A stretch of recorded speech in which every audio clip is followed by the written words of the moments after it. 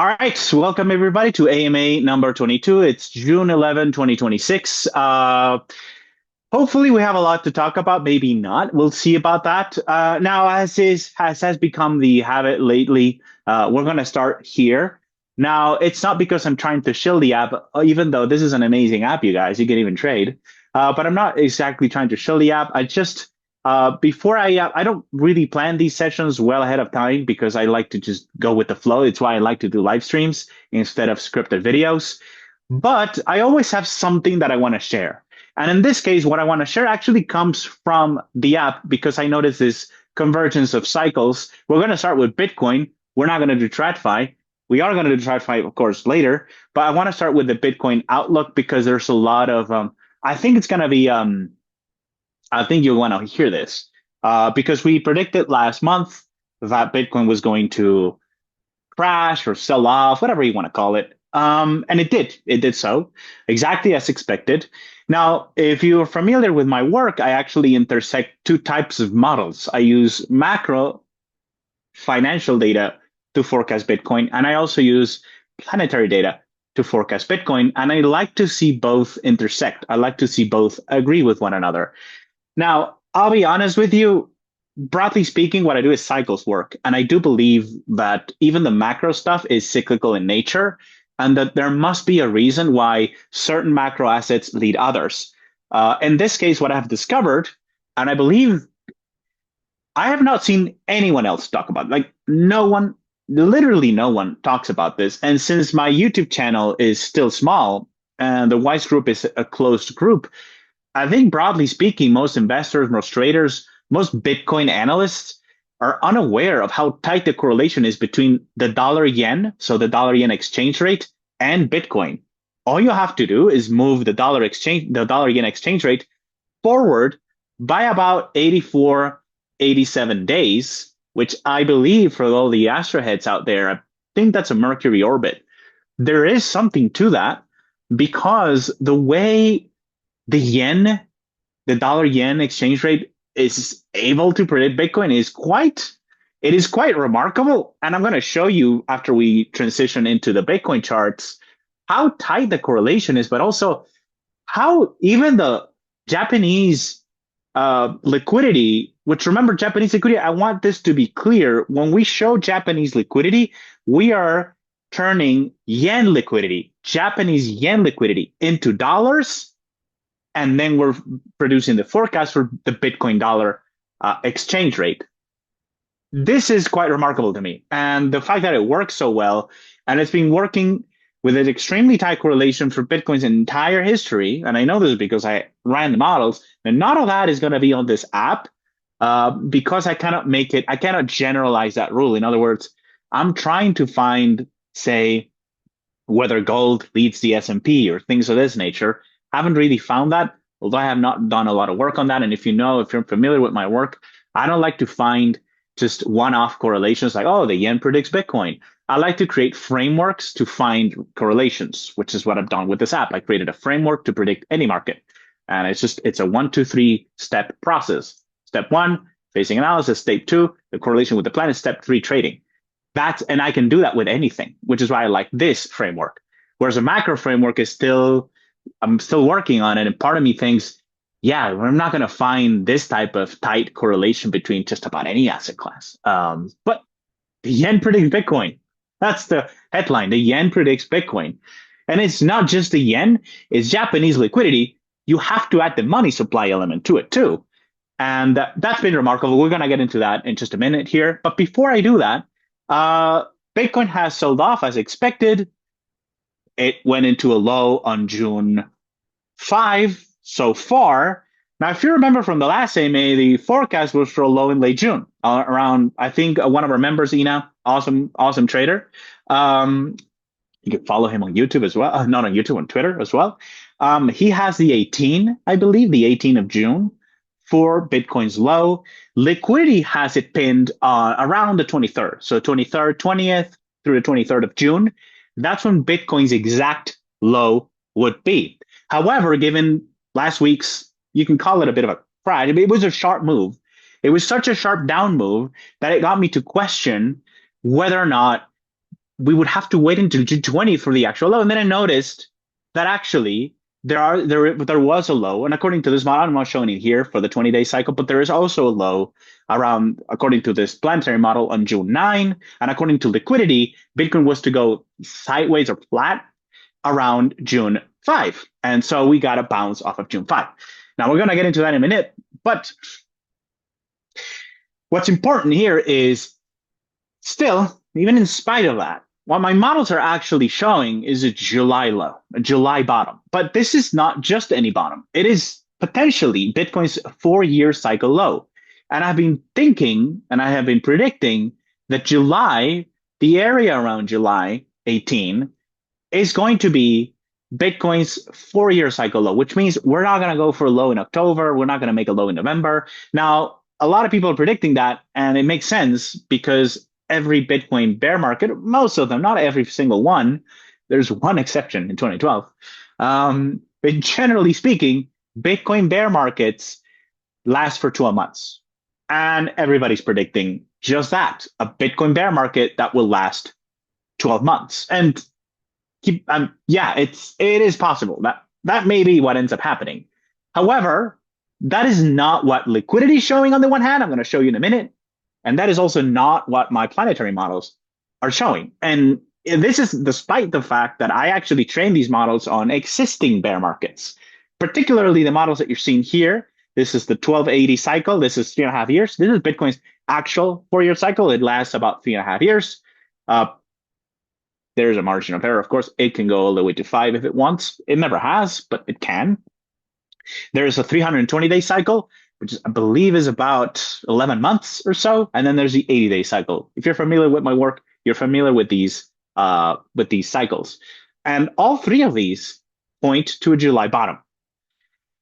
And that got me thinking, because liquidity is showing the same thing. And my models are showing the same thing. They're showing a July bottom. They're not showing we're going to bottom in October. They're saying the low is going to be in July. And you can see here, this is a monitoring dashboard, I call it. It's a way to see across cycles and across assets. If you can add many assets here, you can add other things like the 10-year treasury if you want to see the correlation between treasury and Bitcoin. But I noticed, or I found out when I built this, that it's actually very useful to see across Bitcoins or the treasury or any asset classes across cycles. You can see across cycles, you can see across dates. So here I'm centering on July 11 of 2026. That's not where we are now, but I wanted to see the 80-day if there are any 80-day cycle bottom, any 80-day cycle turns, any 320-day cycle turns, and any 1280 cycle turns around July. And lo and behold, and no, this doesn't happen often, all three point to a low somewhere in July. And so the 1280 cycle points to a low, so the 4-year cycle points to a low around July 10. Now, this has a margin of error of about 2 or 3 months based on just observation. It's about 2 or 3 months of a margin of error. So July bottom, that could be October. So then you have to look into the next cycle, the 320-day cycle. This is the subcomponent of the 1280. The 1280 4-year cycle, roughly speaking, 3.5 years, according to this. The next cycle after that, you break it down into 4, you get the 320 cycle, about 11 months. That one shows a low on July 29. Now, this one has a margin of error of about a month, about 32 days, it's actually 12%-ish. So then you have to go into the shortest cycle to see, okay, so the 320 is, July or August. So when is the 80-day cycle taking place? Oh, July 18th. So all three are pointing to a low in July.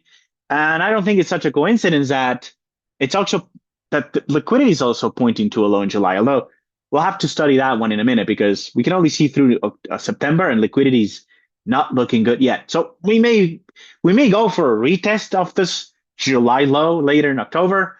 That remains a possibility. Maybe we can explore that in this session. I actually haven't looked into it, so I don't know. But I do believe that this July low is going to be very, very significant because all three models that I track, I can also bring up the 20-day cycle, but there's too many turning points there. But if I look at the bigger cycles, 80 days, 320, and 1280, all three are saying July for a bottom in Bitcoin's 4-year cycle. Again, I'm not predicting that after this date, it's going to surge, that it's going to 100K by August. That is definitely not what the models are showing, but they are showing that this July bottom is significant. Now, could the July low actually be in June? Yeah, I suppose it could be. I suppose it could be. Now, typically, again, there's about a 12.5% margin of error on these models, which means an 80-day cycle forecast has a margin of error of about 10 days or so. And so July 18 would be anywhere between July 8th and July 28th. Late June is a little too early, but it can happen. That can happen. That being said, uh, July, that's what I'm looking for. And this is why I'm looking for it, because I see this convergence of all these models pointing to a low in July. Now, the bigger one, since I believe this may be, or we are around the big low in Bitcoin, so these are as low as prices are going to go for years, potentially ever. That's what I wrote about in Weiss this week. This could be the lowest price you're going to pick it up at ever. It may not come back here. Usually, pattern holds. Every 4-year cycle takes prices much higher, and then you just never get an opportunity to buy it again around the previous cycle's lows. You just don't get that opportunity. Just as a reference, the previous cycle's lows was around 20K. We're never going to see 20K again on Bitcoin. This cycle's lows appear to be between, let's call it 50 and 60. Going forward, as the new 4-year cycle unfolds, you're probably not going to be able to pick up Bitcoin between 60 and 50 ever again. And so this is what's such a big deal, and I wanted to make it the focus for this session. Now, clicking on this cycle, so you can click on these tiles, by the way. You can click on each one of these, and it will take you to that cycle. And so this is the cycle that we're looking at. This is Bitcoin's 4-year cycle. This is quite a remarkable model. Probably don't have time to show you why, but it's actually trained on 2018 through 2022. But it predicts the 2016 bear market, the 14 bear market, 15. It predicts the low, although it inverted quite accurately. So it was trained on 4 years of data, and yet it is able to forecast Bitcoin's entire history quite accurately. Now, what it's showing, and this is what I wanted to show you, is not exactly that we're gonna lift off after this July bottom. Let's assume it is on July 10. I'm not saying it is. I don't think it is. Probably going to be more toward late July. Japanese liquidity showing that as well. So I'm not saying the low is on July 10, but let's assume it is. Now, what it's showing is you can see that this wave is kind of going flat here. It's a little flattish. So it goes up into a high on January of 2027, then it goes into a low on July of 2027. What this is forecasting is sideways consolidation. Why am I saying that? Because we see the same thing here. So you see that this is 2022, the 2022 bear market low. The forecast was for the low to take place on December of 2022. This is an actual forecast because the training data ends, I believe, around October. So it made this forecast for a low. And notice that it went flat. So it goes flat here. It makes a forecast for a 4-year cycle low, December 2022. And then it says, oh, well, we're going to get a high around March and then a low around August. And from there, we take off. From there, the cycle actually lifts higher and goes up.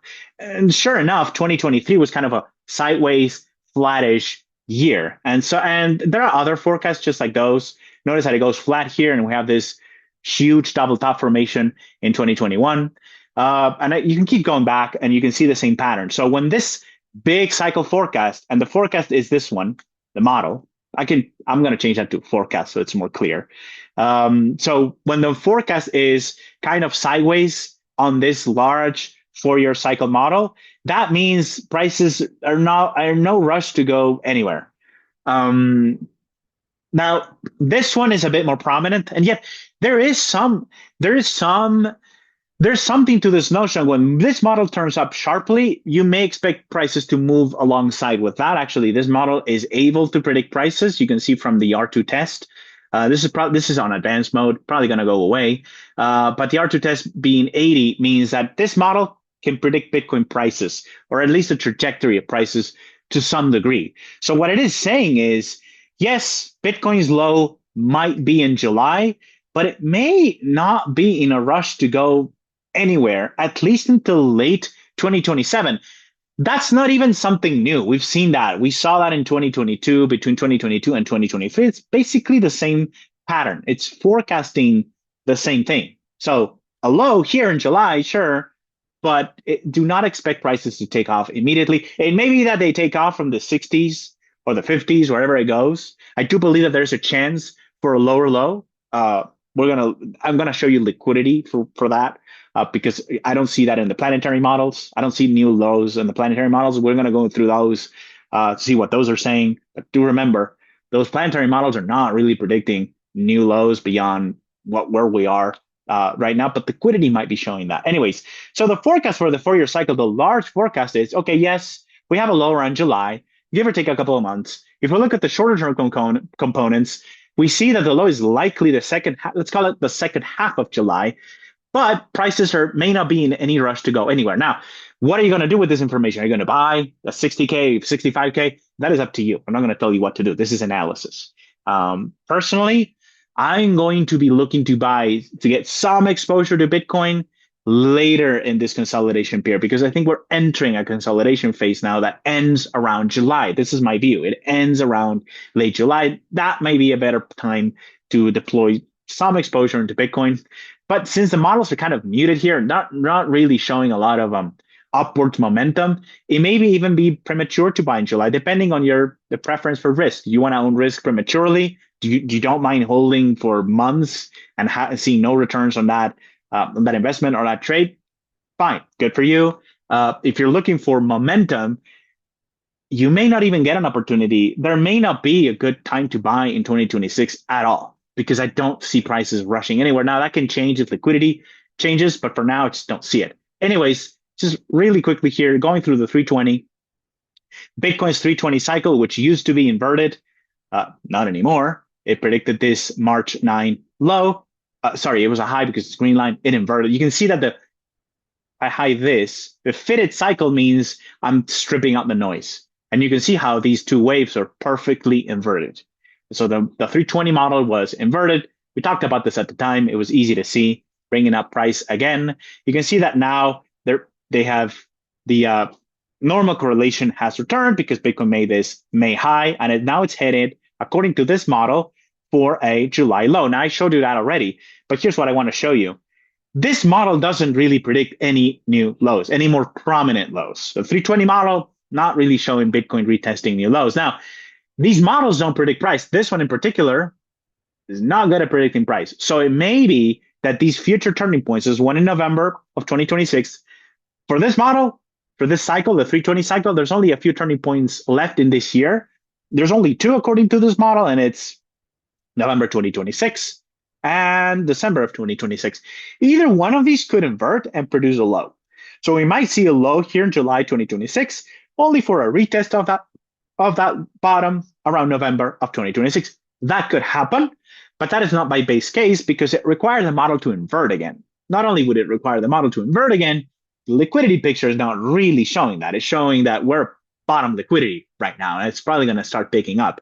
And so November, I expect it to be a high, not a low. If it is a high, then that means between late July and early November, Bitcoin is generally drifting upwards. And that means we're not going to go back to 60K by October or November, as most people are expecting. So I'm just saying this model, not really showing that. It's showing that this July low is a very important low for this model, for this cycle as well. So we have the 4-year cycle bottoming in July. We have the 320 cycle making a prominent low in July. And then for the next prominent low, we have to go all the way to 2027 around September. So you see this is a big bottom in July being forecasted. It could be wrong, but this is what the forecast is. Now, the 80-day cycle has a lot more turning points, obviously, but I believe it's showing, it's actually not showing the same thing. So the 80-day cycle is showing this July low, is showing a high around August. And this one grants that this November turning point that we just saw was a high in the 320 could be a low. So there's a possibility. Again, we're doing this live. I didn't plan for this. So there is a possibility, according to the 80-day cycle, that November is actually a low and not a high. However, this 80-day cycle is not going to give you prominent lows. It's going to give you 80-day cycle lows. So it's perfectly reasonable for Bitcoin to bottom in July, go up into some high around September or August, then go back down into a low in November. But that November low may not be as low as this low, the one in July, the one in June, July. This, I believe, this is my interpretation of what these cycles are saying. But all three are aligned. in saying July is a bottom, but only one of them is showing November. And November, why am I bringing that up? Because November is 12 months, about 12 months, 13 months from the October top. This November date is when most people are expecting the low. But according to my models, that is not going to be the low. The low is actually taking place right now. What November might be is, let's say Bitcoin bottoms at 55K, let's just say, in July. What this model might be saying is that by November, Bitcoin is at 65. So back down there on that range. What I'm describing here is an inverted head and shoulders formation where we have one low in February, we have the lowest low in July, and then another low that's kind of it's kind of along the same price as the February low. So it's an inverted head and shoulders formation. This is what I believe these models are showing. I would not rely on Bitcoin's 80-day cycle forecast to say, oh yeah, the big low is taking place in November, because that's what the 80-day cycle is doing. This is just an 80-day cycle. Again, not the most prominent. You can see the pretty tight correlation between the yellow line, which is the Bitcoin's forecast, and the orange line. So it's lining up quite correctly, and it's headed lower, I believe, into this July bottom. So what are the cycles saying? Just circling back, what are the cycles saying, broadly speaking, the three most important cycles in Bitcoin? All three show a low in July. Only one of them is showing that there's a potential for a low in November. The other two are saying, no, the actual low is in July.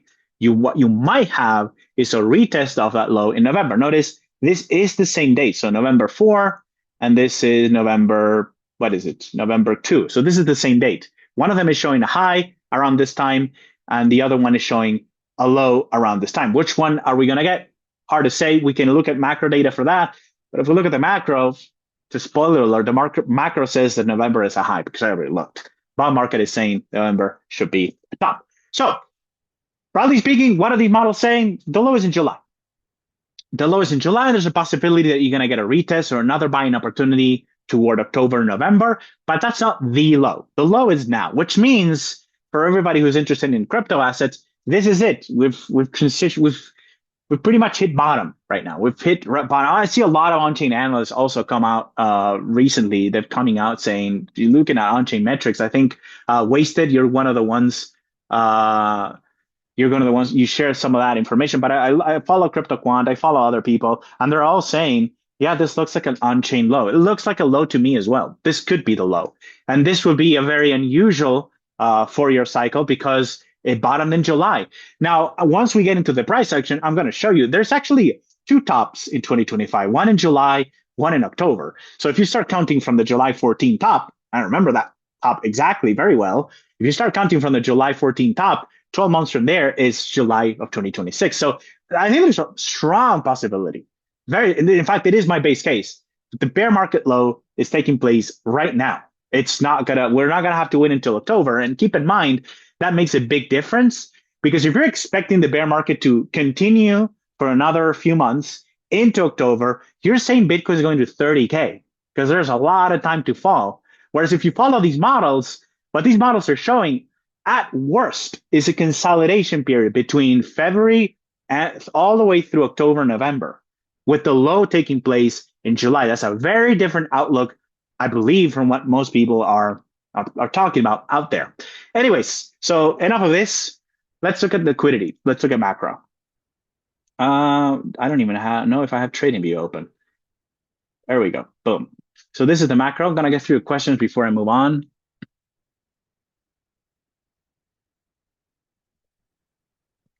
Barry saying that Satoshi Nakamoto sounds Japanese, so it sounds reasonable that BTC is strongly correlated to the Japanese yen. Yeah, yeah. Except that doesn't make any sense, though. Satoshi was probably not Japanese. Maybe he was.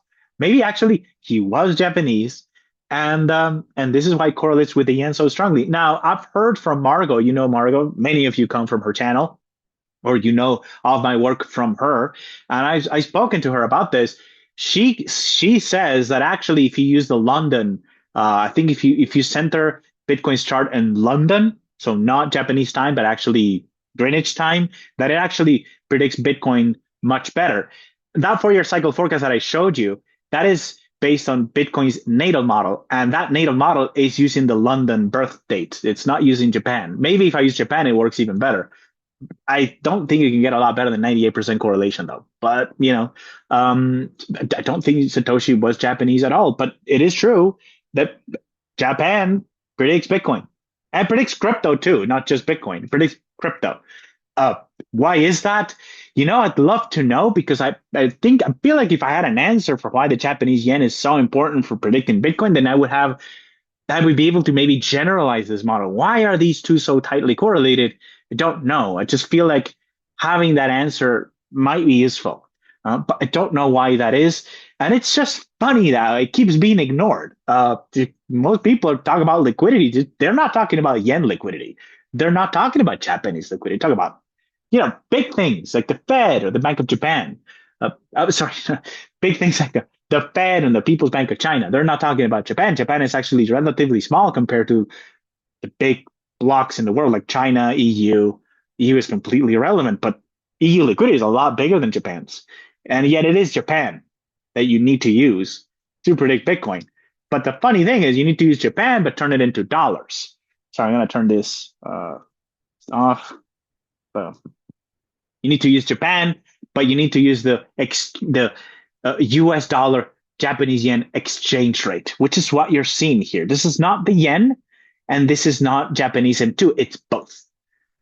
It's both. So it's Japanese liquidity in dollar terms. And yes, this is the one. If you use the Japanese yen, you can predict Bitcoin too. So I mean the price of JPY USD, you can predict Bitcoin too, but not as accurately as using M2 in dollar terms. So Japanese M2 in dollar terms. That's what works.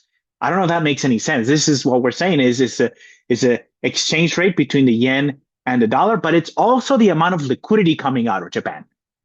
It's both.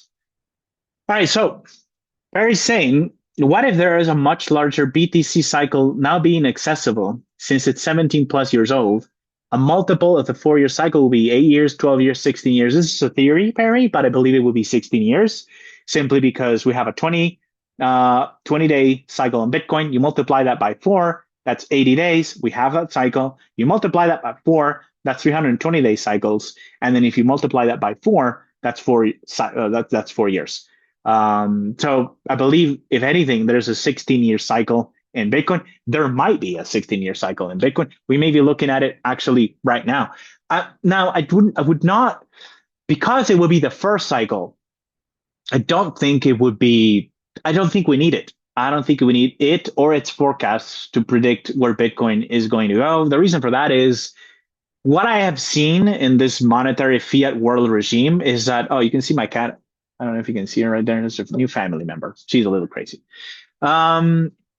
So in this new monetary regime, the longer cycles do not seem, I just don't use them that much. You can just safely ignore them. In fact, when I try to predict them, my algorithm that does phasing analysis identifies long-term cycles can't really find the cycles longer than 7 years. And even when I try to predict those, because they're so muted, so distorted by the price of the underlying currency that keeps being debased, because of that, the longer term cycles are very unreliable. I don't think it would show up. In other words, what I'm trying to say is this 16-year cycle would not really show up prominently in the price of Bitcoin. Now, it's already, you could argue that it was that we are undergoing a 16-year cycle correction simply by the fact that Bitcoin was sort of down and sideways in 2025. That is the last year of a 4-year cycle.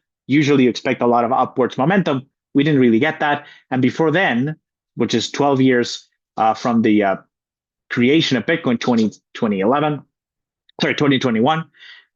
then you can see that this was already kind of flattening out. So the cycle was kind of flattening out here in 2022, 2021, and then it went flat again in 2025. The reason for all of this may not be that Bitcoin is broken. It may be simply the fact that this is the 16-year cycle, tracing out this big correction. But a 16-year cycle in traditional cycle analysis would be, well, if a 4-year cycle takes Bitcoin prices down 90%, then this thing should take prices down at least 99%. Not really going to happen. And that's because the monetary debasement effect takes hold of prices when you're looking at very, very long term time horizons. If you're looking at very long time horizons, you just see the debasement take place. I don't know if that makes any sense. What I'm trying to say here is don't worry about a 16-year cycle. If it matters, it will matter 16 years from now because this is when we would expect the low. I think Bitcoin was created in 2009, so 16 years from there is 2025. And so 2026 will be the correction of that 16-year cycle. And yet it is Bitcoin's weakest bear market correction. We've never had a 50% retracement being the entire correction that Bitcoin undergoes through a bear market. So you can see how it's more about monetary base effects, institutional adoption, whatever you want to call it, the market maturing, liquidity increasing. That's what really, really matters for these. Anyways, comment and question. When there are two double bottom points, then the actual low is between them and just have a shorter cycle countering them and thus inverse for double tops. So maybe we're at one point of a double bottom now, and another one will be later, but the actual bottom of the larger cycle will be right in between, and that is a question. Or is that what you actually just said? No, I wasn't talking about that. What I'm the bottom, what I see happening is, according to liquidity, just getting to that, is basically this. We already had the first fall. It's an inverted head and shoulders. A classic, anybody who knows technical analysis, you know what I'm talking about. Inverted head and shoulders is this. This is the shoulder, the first shoulder. We fall into a February low. We rally back up. Then we have the head, and the head should be a lower low. So let's say it bottoms around July. So it goes for a lower low in July. Let's use closes only. So we go for a lower low in July, let's say 56. And then from there, we rally. According to the model, it will be sometime into September, October. We rally back up. I don't really see prices going back up to 80K in this time period. I think they're going to stay at 75 at most. The reason for that is because as we head into a bottom, volatility diminishes. It goes down a lot. And so I don't expect it to. The classic inverted head and shoulders would have Bitcoin going back up to 82. I don't see that happening at all because I expect contracting volatility as we head into the November time period. So we go up again. According to liquidity, we're going to go up into late July. That doesn't make quite a lot of sense to me. We'll see. We'll see what happens if and when liquidity picks up again here after the September time period. Let's go with this forecast. It goes to 75. It's not perfect. Inverted head and shoulders. Then we head for another low. It looks like it could be in November. And we retest February. We retest the February low. We do not test this low here in July, according to this forecast. And this is just a very premature outlook for what I'm expecting for 2026. And then we head back higher again. And again, according to my predictive models, I can look into 2027. Don't expect a lot of price action as we head into, I believe there was a prominent high in I think it was in January. So a prominent high in January. But the rest of 2026 looks like this to me. It looks like just a sideways, flat, probably not even going to go to 80K type of year. Now, accumulation points, if you're bold, you can buy here. You can just buy a breakdown of support, because if it breaks support now, especially around the second half of July, that is kind of when we're expecting the low. Now, that break of support could be a lot earlier. It could be here. It could be on June, because according to Japanese liquidity, this entire period between June 5 and July 22nd is flat. It's sideways. But it is saying that the actual low, the moment when prices hit their lowest point, is not in July. According to liquidity, it's in June. And if I bring up the other liquidity, it shows the same thing. I'm not really using this so much anymore because it is clearly not leading Bitcoin prices. This is central bank liquidity. Now we're using the balance sheets of all central banks. I'm only using it to see if it agrees or disagrees with Japan at this point. And you know that has evolved over time. But to me, at this point, it's very clear Bitcoin is following Japanese liquidity only. But it does take cues. It does listen, quote unquote, listen to central bank liquidity. And it is also showing this secondary line. It is showing a bottom also in June and shows a rally, a much earlier rally here into a high sometime in July. Not really seeing that in the planetary models, which is why I tend to discard or dismiss this. Like, we're probably not going to see this type of rally into early July, according which is what this line is forecasting. Probably not going to see that. And then they both agree there's some type of low in July, and they also both agree that the low coming out of July is weak. And so far, it is so weak we don't even see the rally continue.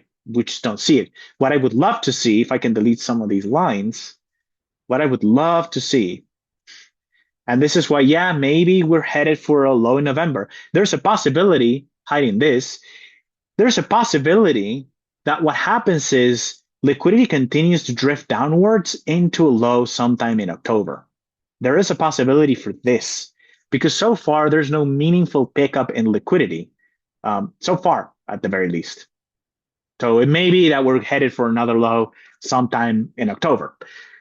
Now, before I wrap here, what about the bond market? What about the macro models? So these still work. At least they will continue to work at some point in the future. And so the reason I'm not sure about November is that notice that November, this is November, shows up and it has always shown up throughout 2026, according to the bond market, which is a leading indicator for Bitcoin as well, about 30 months. So it leads Bitcoin by 30 months, and it's showing a high in November. Not only is it showing a high in November, it is showing that there's going to be a prominent low again, late June, early July, and from there, Bitcoin should generally drift upwards. Now, this is now in contradiction with Japanese liquidity, and Bitcoin is following Japanese liquidity. It's not really following. I mean, it's following the timing of these highs and lows in the bond market. You can see that Bitcoin did bottom. If I hide this line, let me hide, which one is it? GLI. We hide this one, and you can see that yes, the bond market as usual just predicts the timing of Bitcoin highs and lows, but it doesn't tell you what's going to happen between those highs and those lows. It's a pure timing model.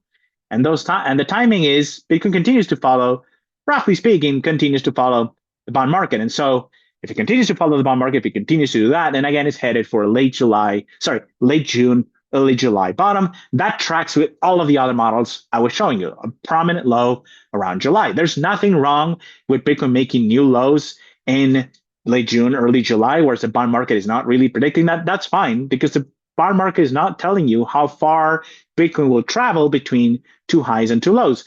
But Bitcoin generally follows the timing of that bond market's highs and lows. And here's the thing, it's not really showing a July bottom. Sorry, an October bottom. It's actually showing that by November, Bitcoin is hitting highs. I believe it may also be showing, no, not really, it's showing a high in March. And it's showing a low in February 2027. If you remember from the 4-year cycle forecast, it looks like January through February, I guess, is also a turning point. But I would be surprised if Bitcoin just continues to make lows as it heads into November, because generally speaking, I'll be right back. The cat just ran outside and she was distracting me. So I trapped her outside. Now she can't come in. Anyways, so it's showing a high in November. If we get a low in November, this would be unusual. This would be highly unusual. This doesn't usually happen. Now, that low in November, in hindsight, could be, well, it actually was showing up here in February 2027. That's a little too off to me. So I'm not convinced we headed for a November low. That's what I'm trying to say. I'm very convinced we have a July bottom, a late June, July bottom, because I see it in the macro data, because I see it on the planetary models. Whereas November as a low, I just showed you, only one of 3 models is showing that. If I look at my macro models, they're definitely not showing that. I haven't actually looked at this. I don't think we can see all the way through November. No, we can only see September. And so the tiebreaker to me, whether or not we get a low in November, I know nobody asked me about this, but I know it's out there that the low is going to be in October. According to my work and my models, there's a possibility, but the tiebreaker would be Japanese liquidity. If we continue to see Japanese liquidity drift lower sometime into October, November, then yes, we're definitely going to get another low then. But I do not believe it's going to be lower than this July bottom that is now just starting. And I want to emphasize that. I'm not saying the low is in yet. This is a bottoming process. And bottoming processes, we just went through one of these. This is why I keep saying that twice, because people keep asking. It's like, it's this. This is what a bottoming process looks like. Bitcoin hitting a low, an exact low on February 6th, and going nowhere basically until early April. That's what a bottoming process looks like. And lo and behold, this forecast, oops, that this forecast for a consolidation period that was spot on by Japanese M2 showing up again here between early June and late July. It's the same thing. It's not going to be exactly the same, obviously. It will rhyme though a lot. And my bigger concern, and this is what I've been saying privately to some of you and also writing about this, my primary concern is not whether July is a bottom or not. It clearly is. When it shows up everywhere, when it shows, I have a 4-year cycle model, a 320-day cycle model, an 80-day cycle model, and macro models. And when all of those agree, I have very few doubts that we're going to get that. It's the period after July that's giving me a lot of pause and a lot of doubts because I don't see liquidity rallying, and I would like to see it before I say, hey, this is it. This is the time when Bitcoin lifts off. Don't really see that. The planetary models are notoriously iffy when it comes to predicting like raw price action. Like, is it going to surge higher? Is it going to crash? They're not great at that. Those models are not great at that. And and also the 320 and the 80 disagree in November. Some of them show tops, some of them show bottoms. And if I look at the macro data, it shows a top. So I don't know what to think about November, October, that time period. Is it a low? Is it a high? We don't know yet. But the tiebreaker is going to be Japan. Japan continues to go down. Yes, just trust Japanese M2. And the good thing about Japanese M2 is if you have a TradingView subscription, you can just bring it up. Just bring up the liquidity index, turn everything off except for Japanese M2, and that's it. That's your Bitcoin forecast. All you have to do is move it forward by 84 days. That's what I have here. That's the standard. 84 days. That gives you a very, very good Bitcoin forecast. Extremely reliable. I mean, look at even this is what I brought up at the outset. Look at this. It even predicted this mini low in June. I think I was saying last week, no, we're not going to keep going down because look, Japanese liquidity from June 5 forward, it actually goes sideways. And what is Bitcoin doing? It's going sideways. Now, people are getting excited about this low, but this is not going to be the low because according to Japanese liquidity, from today, June 11, through June 20th, the downtrend resumes. So it will continue to fall. It will make a new low. That might be the final low. And I know that's contradictory from the planetary models showing July as the actual bottom. I don't think they're contradictory at all because it's showing a bottoming process. And this bottoming process may be that the actual exact low takes place on June 20th, whereas there's another very prominent low around July 22nd, or July 18th, July 22nd. That is what liquidity is showing as well. So there's nothing contradictory here.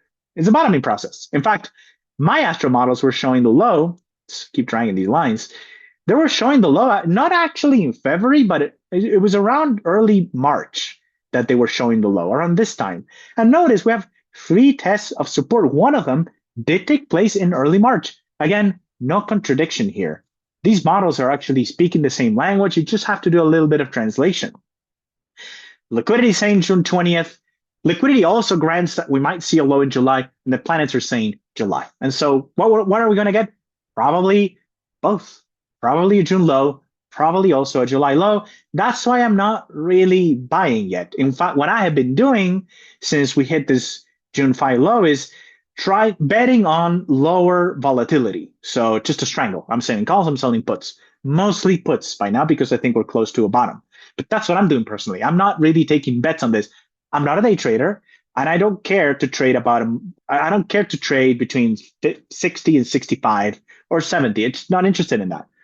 For me, what I would rather do, because I have a lot of work and I cannot manage intraday positions, what I would rather do here is bet on the fact that Bitcoin goes nowhere between now and July expiration. That's literally what I'm doing personally with this outlook. Just not a lot, but that's what I'm doing.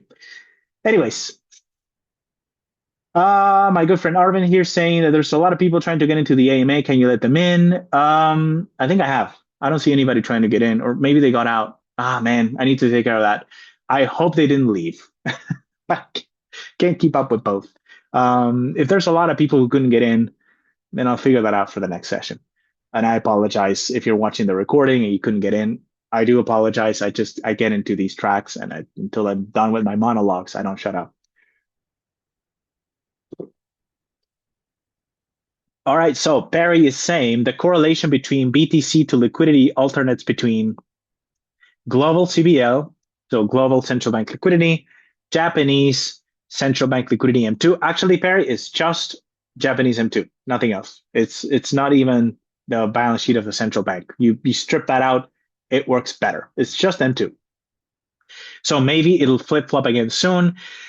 That's a very good question, and the answer is very nuanced. I don't think it will flip anytime soon. First of all, because when I ran, so Japanese liquidity and central bank liquidity, you can actually test which one works better. And if you test them both independently, Japanese liquidity has always been better. This is not a new phenomenon. It has always been better. The reason I wasn't relying only on Japanese liquidity before is because it both worked. So central bank liquidity, Japanese liquidity were kind of the same, and they both worked. And I came from using Global M2, Raoul Pal, those guys, and Michael Howell, the liquidity analysts. They're using Global M2. So I was coming from the Global M2 world, realizing it's not really working for Bitcoin. So I said, maybe it's just the central banks.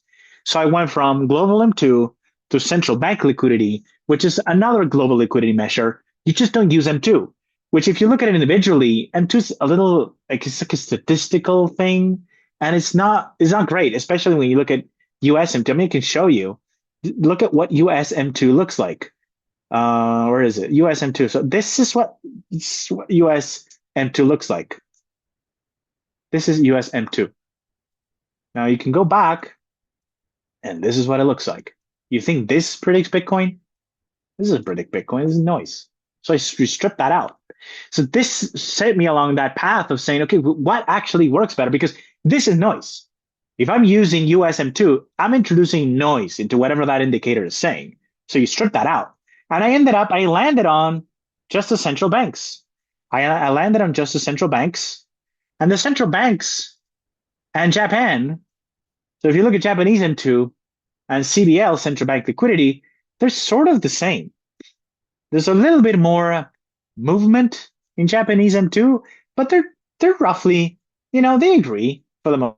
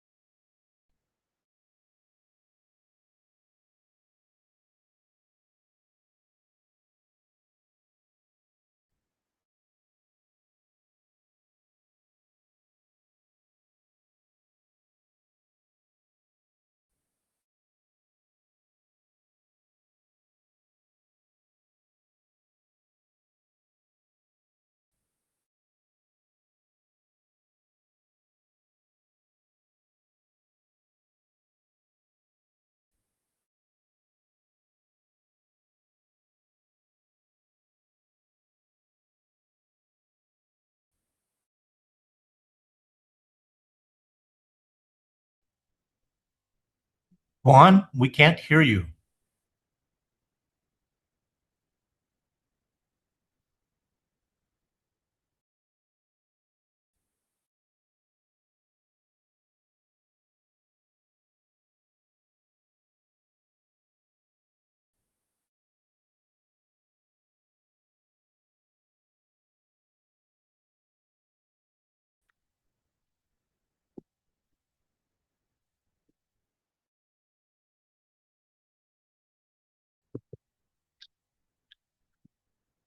All right, hopefully it works now.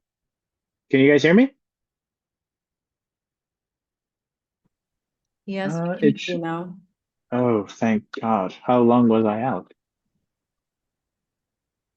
There we go. We're back. And we're back. So, where was I? Japanese liquidity. So, to answer your question, just at the point where you were saying they agree mostly. All right. And then so much for the new headset. It's back. I think it's Zoom, guys. I don't think it's the headsets because this doesn't happen. It happens on Zoom. I don't know why. Anyways, losing audio. Arvin, next time I lose audio, just feel free to speak because I don't know. I don't actually read the chat. It's on a second monitor. Um, so thanks for that. Anyways, so the long answer is based on I didn't use Japanese liquidity before because I didn't like it. You know I don't like it because it doesn't make a lot of sense to me. I mean, why is Japan so important? I don't know why. I can tell you the last time they disagreed in 2021, it was Japanese liquidity. It predicted this Q1 high, or I think it's early Q2. And meanwhile, central bank liquidity continued to go up.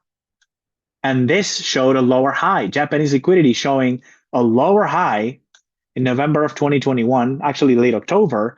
Not only that, it even predicts this 80-day cycle. This little cycle here is predicted by Japanese liquidity. And so it works much better. It's always worked a lot better. It's just that now they're so different. The outlook is so different, but it's not that different.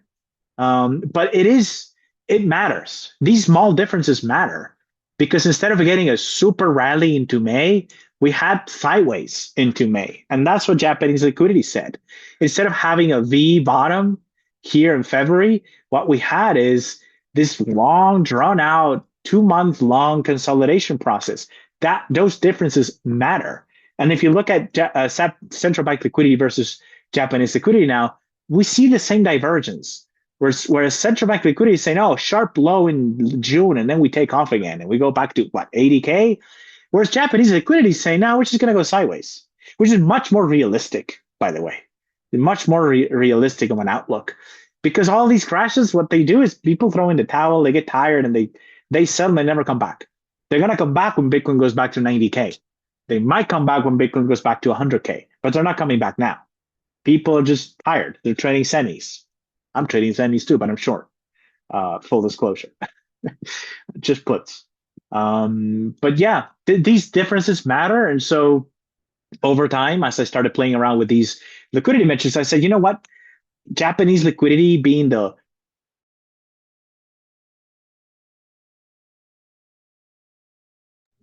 Juan, you lost audio again.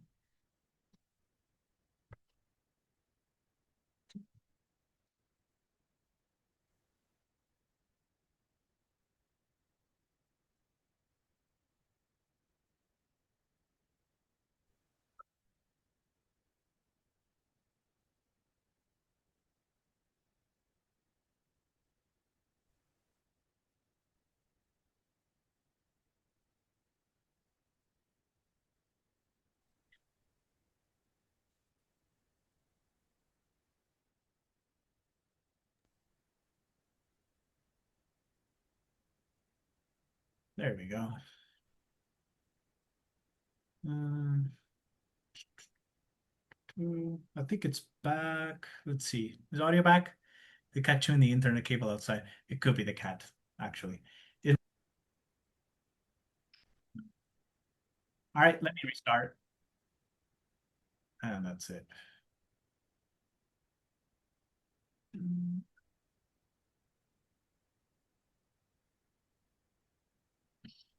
Like these.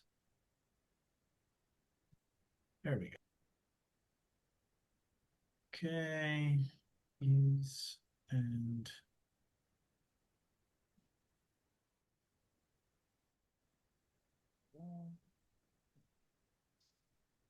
yes, yes, yes. I need to set up. These are very low.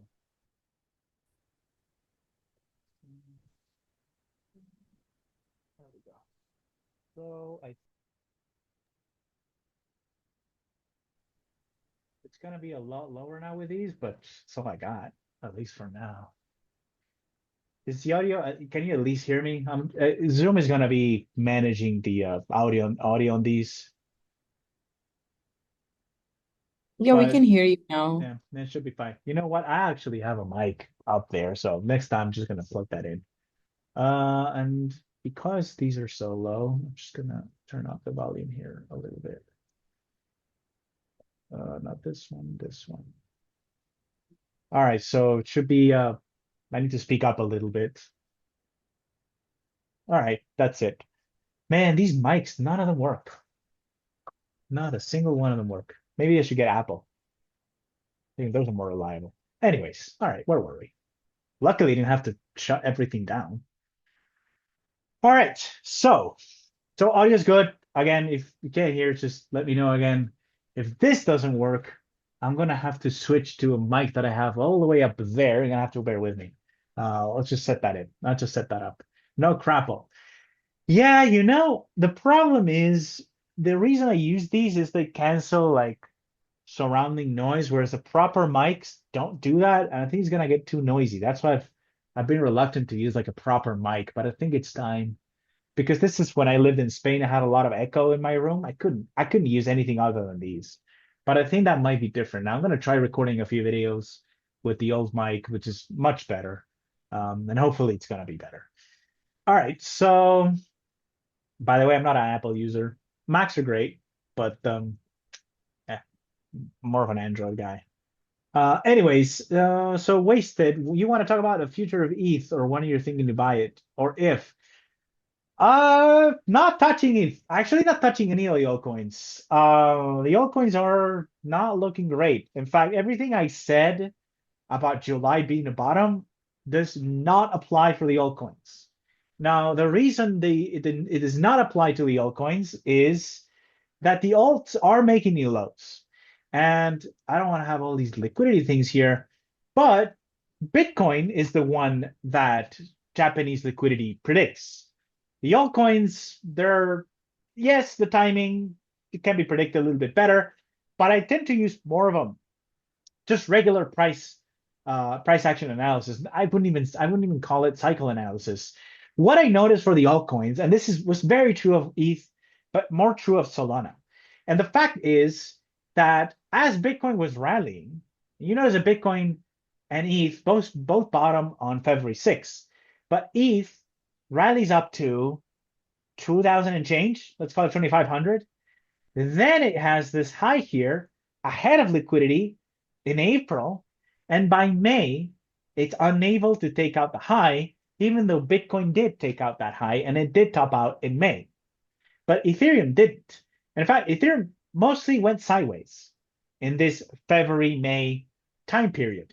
And so I am on the record. I think there may be videos out on YouTube saying this because I do remember bringing this up, saying, hey, if Ethereum or your favorite altcoin is moving sideways at a time when you would expect Bitcoin to or crypto to rally, if all it can do is move sideways while Bitcoin rallies, then it's going to make new lows. Now, the reason I was saying that is because I've seen that before. We saw that in 2018. Bitcoin mostly traded sideways for most of 2018, but the alts kept making new lows. And that's what I'm seeing again now for Ethereum, Solana, and most altcoins. They're going to keep making new lows because they're unable to rally. They just go sideways. So when it's time for Bitcoin and crypto to rally, the alts go sideways. That means when it's time for crypto to sell off, these alts will make new lows. Now, I'll show you, hiding this. I've been meaning to show this chart for a while, actually. Where is the 2018 bear market? This is when I started like being a full-time crypto analyst. It was in 2018. So I remember this bear market very well. And you can see that Ethereum tops out in January. And it has this big bounce here in April. But overall, there's a February bounce too. But it's making lower highs and lower lows, right? It's going down, then up, lower highs and lower lows. There's a classic bear market type price action. And then once it hit this, I think it was June, no, it was a May high, it just goes down and it keeps making new lows all the way down into December of 2018. This is not what Bitcoin was doing at the time. So if you bring up Bitcoin on a separate chart, pin to new scale. This is going to be a messy chart, but let's do this. So you can see that while Ethereum was going down, it's not super clear here, but you can see that Bitcoin is not really making new lows. All of these lows are around the same time, are on the same price. So the blue line Bitcoin is making kind of bouncing off support, whereas Ethereum and most of the altcoins are just making new lows at the same time. So it's the same pattern that we have now in 2026. We have sideways Bitcoin, down on the alts. And how you can tell is when Bitcoin is supposed to rally, these guys don't move. They just go sideways. This is a perfect example of this, is right here. Again, the blue line being Bitcoin. And you can see this June low. Bitcoin has this big bounce in June, going to a high in July. And what is Ethereum doing at that time? Notice that the timing is the same. So if I draw vertical lines here, the timing is exactly the same. Both of these are making highs and lows around the same time, but Bitcoin is going up. Again, Bitcoin is the blue line. Bitcoin's going up, but Ethereum is going sideways at this time. They're doing the same thing now. I mean, of course, the consolidation period lasted a lot longer. This is like a few weeks. But when you see that, when you have a timing, when you use timing as your main dimension of analysis, you notice these patterns. Whereas you notice that there's a time to rally. And if at that time, when it's time to rally, if your asset does not rally at all, that's a red flag. It means that when the cycle turns and it's time to go down, probably going to go down a lot more because there are no buyers. And the sellers are going to show up just the same. Why? Because these are correlated. The timing of Ethereum and Bitcoin has the lows, they match. It's the same timing. You're looking at the same thing in terms of time.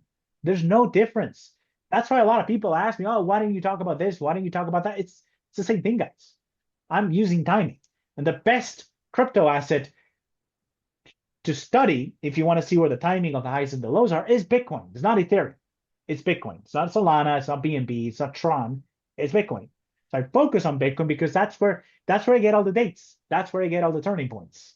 I get the turning points from Bitcoin. You can just apply them to the altcoins, and they work just the same. And that will not change because when two assets of the same kind exist, such as Ethereum, Bitcoin, cryptocurrency, the timing of the highs and the lows, they always line up. Which is why, for instance, I don't really look at silver. Why don't I look at silver?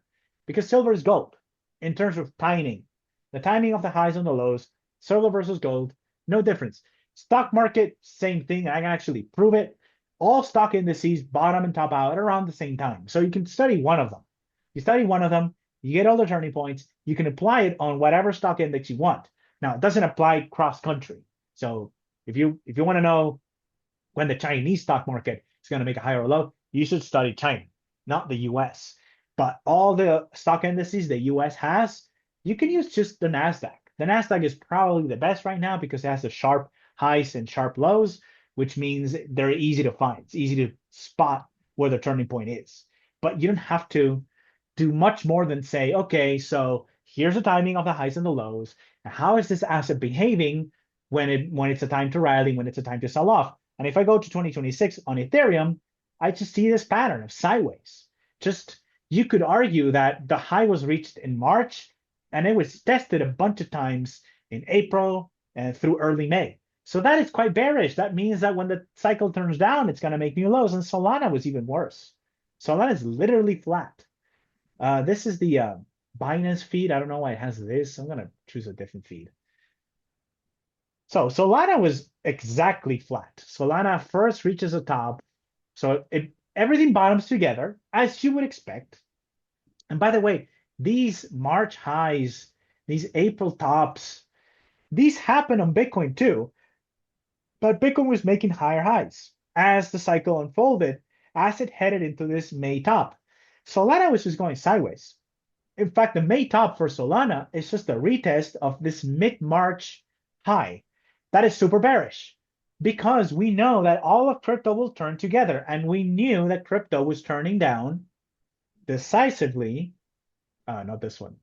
So we knew crypto was turning down in May. See, so we have this double top in Japanese liquidity, but the cycle really turned down after May. Why?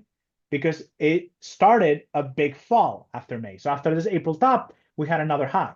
But after this May high, we just had falling prices through July, through late July. So that was a big drop predicted by liquidity. And if Solana, all it can do is go sideways at this time when it should be going up, when it should be at least testing, I don't know, the 100, 120. If it cannot even get past 100, what it's going to do is it's going to go down to 50 or 60. And that's exactly what it did. So this is how you can use timing to predict things other than Bitcoin. Now, of course, liquidity works best for Bitcoin. Those of you who will soon have access to my timing app, it works on Bitcoin. It only runs on Bitcoin. Deliberately, I only want to run it on Bitcoin. But those turning points can be applied to any altcoin you trade, and they work too. It's just that the pattern is going to be a little different. Now, how you can guess the pattern is just see how it's trading. When Bitcoin is going up, is the asset going up or not? If it's not, it's going to crash when Bitcoin turns down. Is the asset outperforming Bitcoin? We actually have some examples of that. Zcash.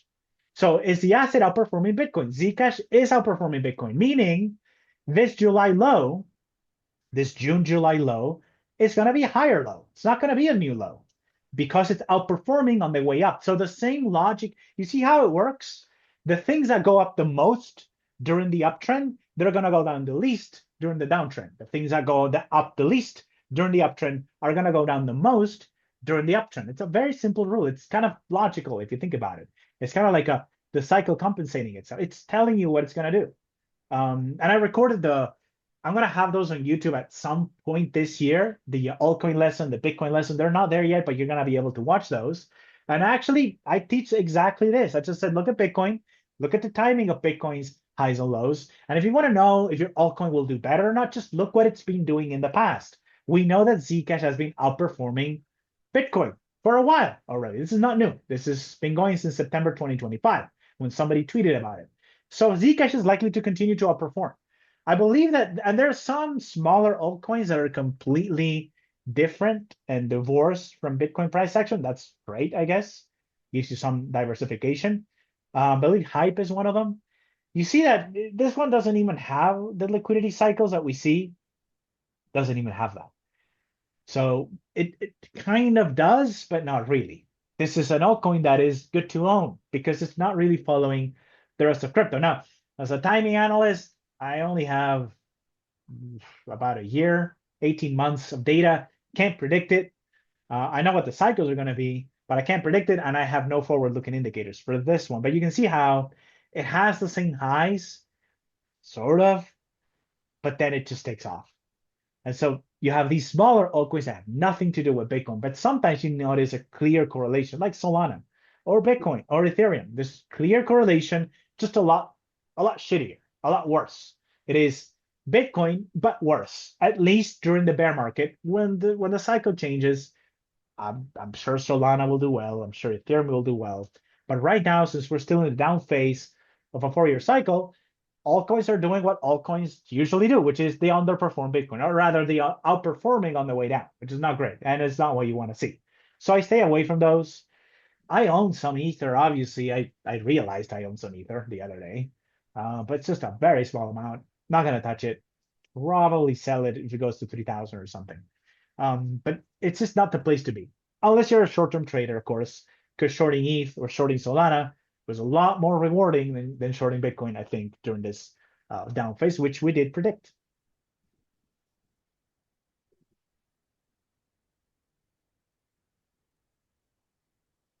All right, so getting through more of your questions, let's see. Barry's saying, I assume you'll get to it here, but just bringing it up now. There is BTC and then there's the alts. Since institutions now control BTC with paper trades, maybe alts are where the real volatility and return on investment or will be made again soon ahead of the BTC, ahead of Bitcoin finishing up its consolidation. I don't know, because institutions are mostly engaged with Bitcoin, but I would argue that it hasn't been all that negative. I would argue that institutions for Bitcoin, what they have done is just diminish volatility on the way up and on the way down, but also they tend to accumulate BTC, whereas I'm not seeing anybody rushing to accumulate Solana or Pepe, especially not Pepe. But alts in general have a bit of an existential crisis right now. I would not even touch them. Jupiter, I think, has some potential. Not an endorsement. Doge, maybe, sure. Just because of that sheer volatility. Sui, I still don't understand. I own Sui, but I don't understand how it's different from Solana still. I just don't get it. Haven't looked into it that much. And don't tell me that the consensus mechanism is so cool and so different. It doesn't matter. Consensus being different, that mattered in 2016. Well, all you needed was a pulse and a white paper. It doesn't matter anymore. How is Sui different from Solana? I cannot answer that question. Therefore, I'm not sure. I'm not going to sell my Sui because it's a small allocation. It always was. And I hope to be wrong so that it surges. I just don't see it. Where Solana, I'd like. Solana's even being integrated into AI agent payments on Google Cloud and whatever. Like Solana's good. I like it. Problem with Solana is a lot of inflation. Just a lot of inflation, just a lot of issuance on Solana. But that's gonna change. So I would bet that Solana has a good cycle going forward. ETH had issues in the last cycle. It just had, I don't know what, there's nothing inherently wrong with Ether. It's just that for some reason it's out of favor. I would expect favor to return at some point because sure, the institutions are, they're dipping their toes into crypto now and they're doing stable coins mostly on ETH and Solana. So those two should be doing well. They're accumulating Bitcoin, which is great, good for them. But why not ETH? I mean, why not ETH? This is the world computer and Solana. So these two, maybe. So what I'm trying to say is, yeah, institutions are mostly on Bitcoin right now. They're not even on Ethereum or Solana. I think that's going to change in the next cycle. And probably Solana and Bitcoin, Solana and ETH probably going to do well too, because there's some utility there, and there's there's like already enough adoption that you would expect these projects to come into the spotlight at some point. Maybe they're waiting for Clarity Act. I don't know. But yeah, I think these are solid, blue chip alts that are going to do well. What I said about them making new lows is pure price action. If they go sideways when it's time to go up, they're gonna make new lows. Whereas Bitcoin, I'm not sure is gonna make new lows. But they're good. They're good quality projects. Now casino-like shenanigans, meme coins. I think we're past that at this point, which is why the alts haven't done all that well, because most of these alts have no reason to exist. Let's face it, that's always been true. It's been true as far back as 2016 when I started in crypto. You looked at the white papers, you looked at the apps, there was no reason for an altcoin, just no reason for a token. And it was obvious why the token existed. Is because the VCs wanted to make money off of you. They wanted ETH or Bitcoin in exchange for a shitcoin they just minted out of thin air. They would get the ETH, they would get the Bitcoin, the actual value, trade it off for a shitcoin that you were hoping was going to go up 50x. And it turns out it went down 99% and it never came back. And that's true of most tokens and most altcoins still today. Buzzwords like governance. I mean, not to pick on this one specifically, but ARB. Why do we need ARB? This is a governance token. It really is completely useless. And the price action speaks for itself. You zoom out, and it's just down and down and down and down. And all they do is incentivize pull with these things. Incentivize staking pools, which means, hey, if you stake your USDC on Aave on Arbitrum, we're going to give you free Arbitrum tokens. All right, but what do you do with that? You don't do anything, which is why they're down 99%. Existential crisis. These things have no reason to exist. Now, the one I'm keeping an eye on is Pendle, because Pendle recently changed their tokenomics, whereas they used to just print Pendle and hand it off as an incentive. And then around this time, I think it was in April or in March, they changed the tokenomics, whereas now Pendle, which is an app for trading yield on Ethereum, it's a great app, and that generates a lot of revenue. So they changed the tokenomics recently, a few months ago, whereas now they're going to use some of that revenue to buy back and burn those Pendle tokens that gives you a yield. Kind of like what Hyperliquid is doing with Hype, which is working. So I have an eye on this one. And any other token, any other altcoin that is actually injecting some serious tokenomics into their token, like they're buying back their own tokens with actual revenue, or the yield somehow comes from real revenue. So we need to move away from minting tokens to incentivize people, which is not working. It's been broken forever, but I guess the crypto market was less professional and it was a little dumber. And people didn't see this. They just read the white paper and thought, oh, the token gives me exposure to the project. And so I'm going to make a lot of money if I buy the token. The problem is when you drill down into it, there was no mechanism between how the app is going to do well and how the token is going to appreciate as the app does well, which just came from the stock world where it's easy. You own the company. The company's doing well, the stock should do well.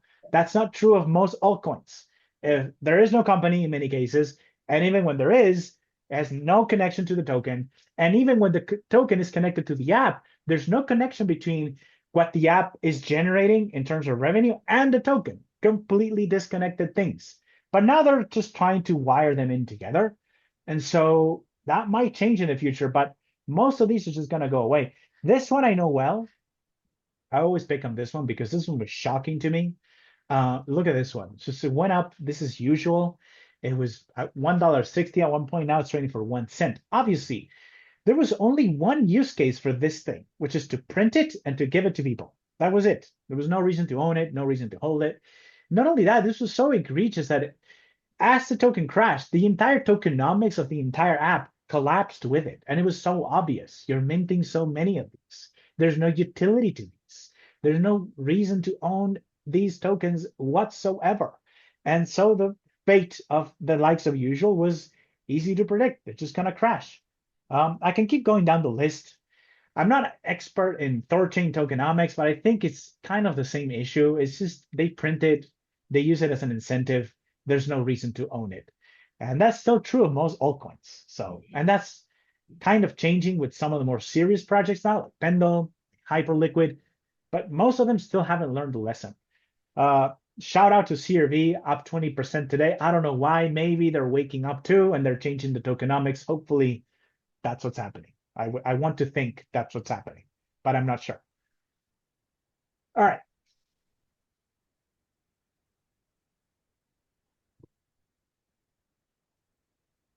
So Perry's saying maybe Hype and BNB, and those are different because of what you're saying in the last AMA. They do their own self-management programs, buybacks as needed to keep the price up instead of printing, mining, and constantly diluting. Pretty much. I didn't touch on BNB. BNB hasn't traded that well, but yeah, this is one where Binance is constantly buying it back. Maybe there's some price manipulation, not price manipulation, but there's some clever timing with the buybacks because right before the May top, BNB went up 11% out of the blue for no reason, no news. But we have to keep in mind that Binance is the largest crypto exchange in the world, and they use a lot of their revenue to buy back BNB. So that tends to put a floor under the price. And you can see that, sure, BNB went down alongside the rest of crypto, but it wasn't so serious. Let me turn this off. It wasn't so bad. We're still well into highs here. It didn't go up as much as others. Kind of trades heavy, tends to trade heavy, but it's like we're just in this consolidation range around 600, and I would expect that to stay the case for this one because they have the automated buyback programs. The other one is Tron. I always bring with this one up. There's not even a bear market in this one. It didn't have a bear market last time. It's not having a bear market this time. It hit an all-time high in May, late May. It's hitting all-time highs. It sold off when crypto tanked because, of course, it is still a crypto asset. There's still some correlation there. But this one, I've looked into this, and I don't think they officially have a buyback program, but they do buy back their own token. So there's some management there where they generate a lot of revenue and they buy back their own token. And that translates into a good, you can call it a long-term investment. It translates into that. And so this is one of the ones. There's just very few that are doing the same thing. After this AMA, I'm gonna look into CRV. Now there's a lot of shorts on this one because they mint a lot of it. But they maybe top 20% today because they're changing the tokenomics. I would hope they're going to do that at some point. They're going to wake up because it worked with Pendle. It should work with CRV also. And then there's just few others, just very few others that are doing the same type of automated buyback programs. That works. That stuff works. And I hope to see more of that in the rest of the altcoins. So what about HBAR?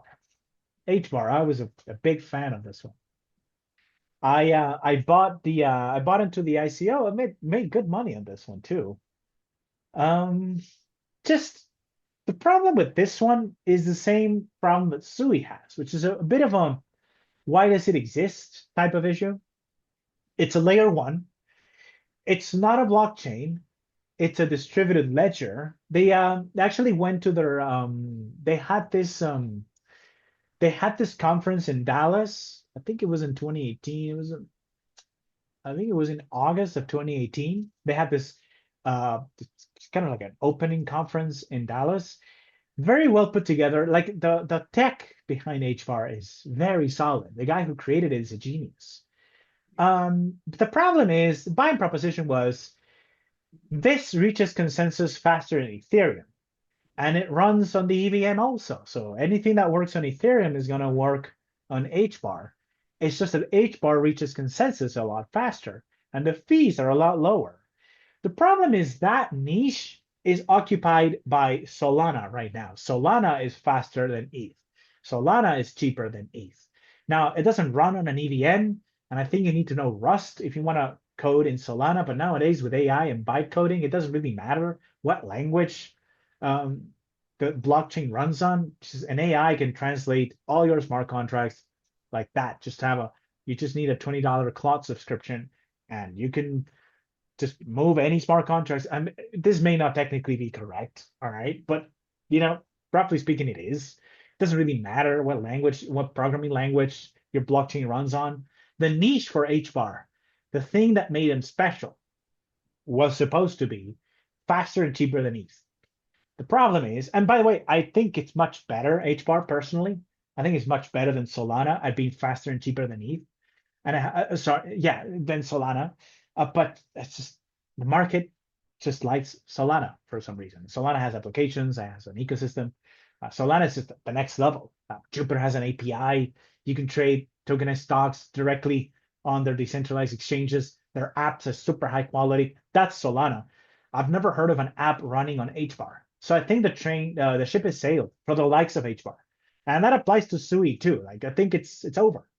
These guys will never, they just fail. They fail to reach mass adoption. They fail to create an ecosystem. And we're past that now. We're past, oh, we're a new layer one. We're a lot faster. We're way past that. That was still a theme back in 2021, 2020. It was still a theme.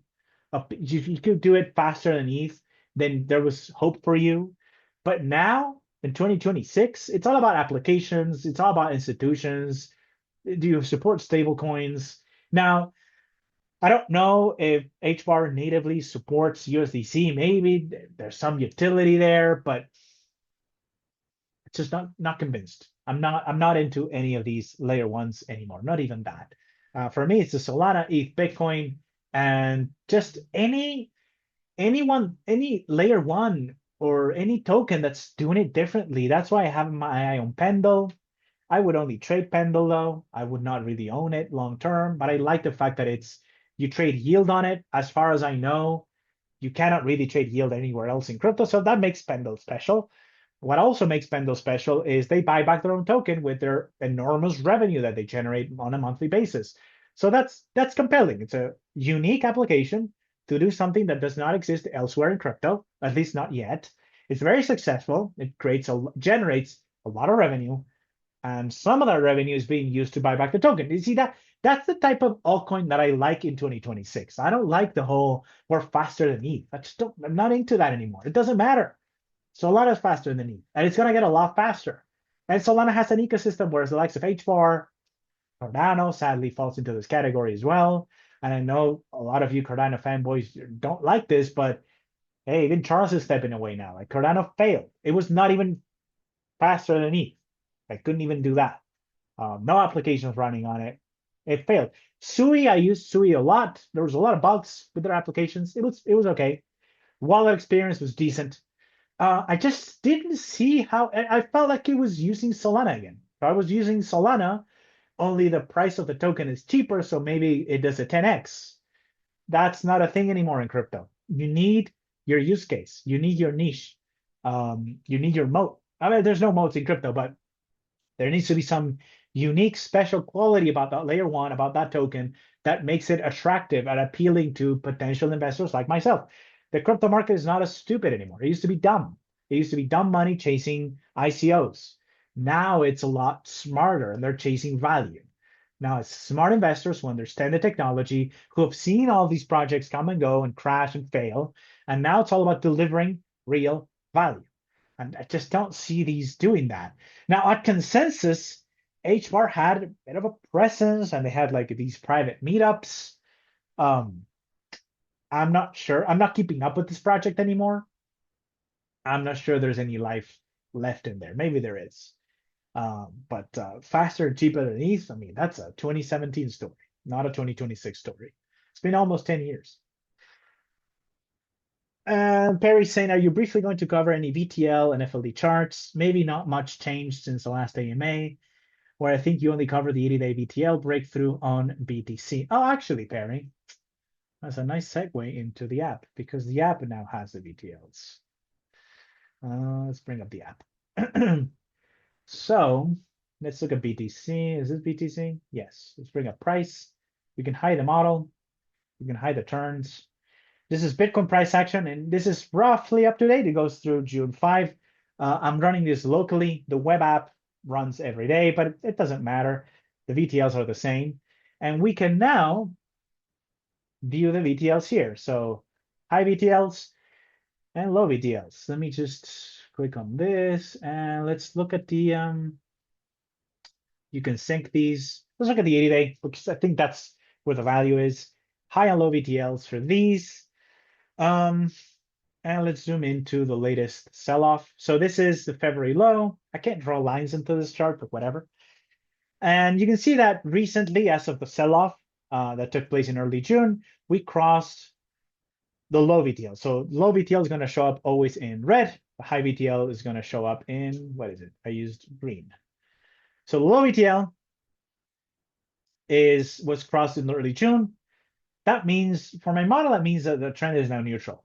Whereas when it crossed a high VTL here in April, that made the market, it went from bearish to neutral, and then it went bullish again for some time.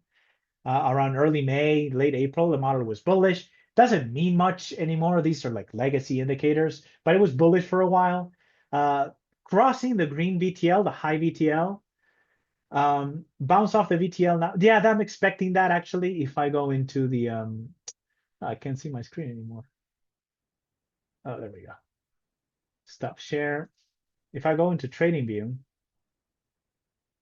and Bitcoin, I'm actually kind of expecting exactly this. This is the low VTL. I always look at the 80-day VTL for Bitcoin. This is the one you pay attention to. Now the model now, the web app can draw all the VTLs, but most of them, they're used very actively in trading, but not for analysis. They're 20 days, they're too many and it's too short term. I can show you how it looks like. And the 360 VTL does not look compelling. There's something to that. I'm going to go back to that app.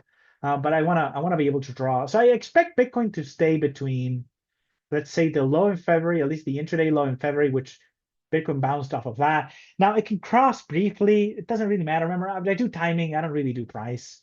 They can cross briefly around June 20th. We can cross below this February low.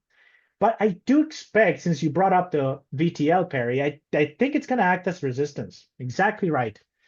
Now, these don't necessarily have to act as support and resistance. If you rehearsed, if you watch my videos on YouTube, the lessons on YouTube, I make that very clear. These VTLs are not support and resistance levels. They're just levels that when crossed, they tell you something about price action. That's really how you should think about them. But oftentimes they will act as support or resistance.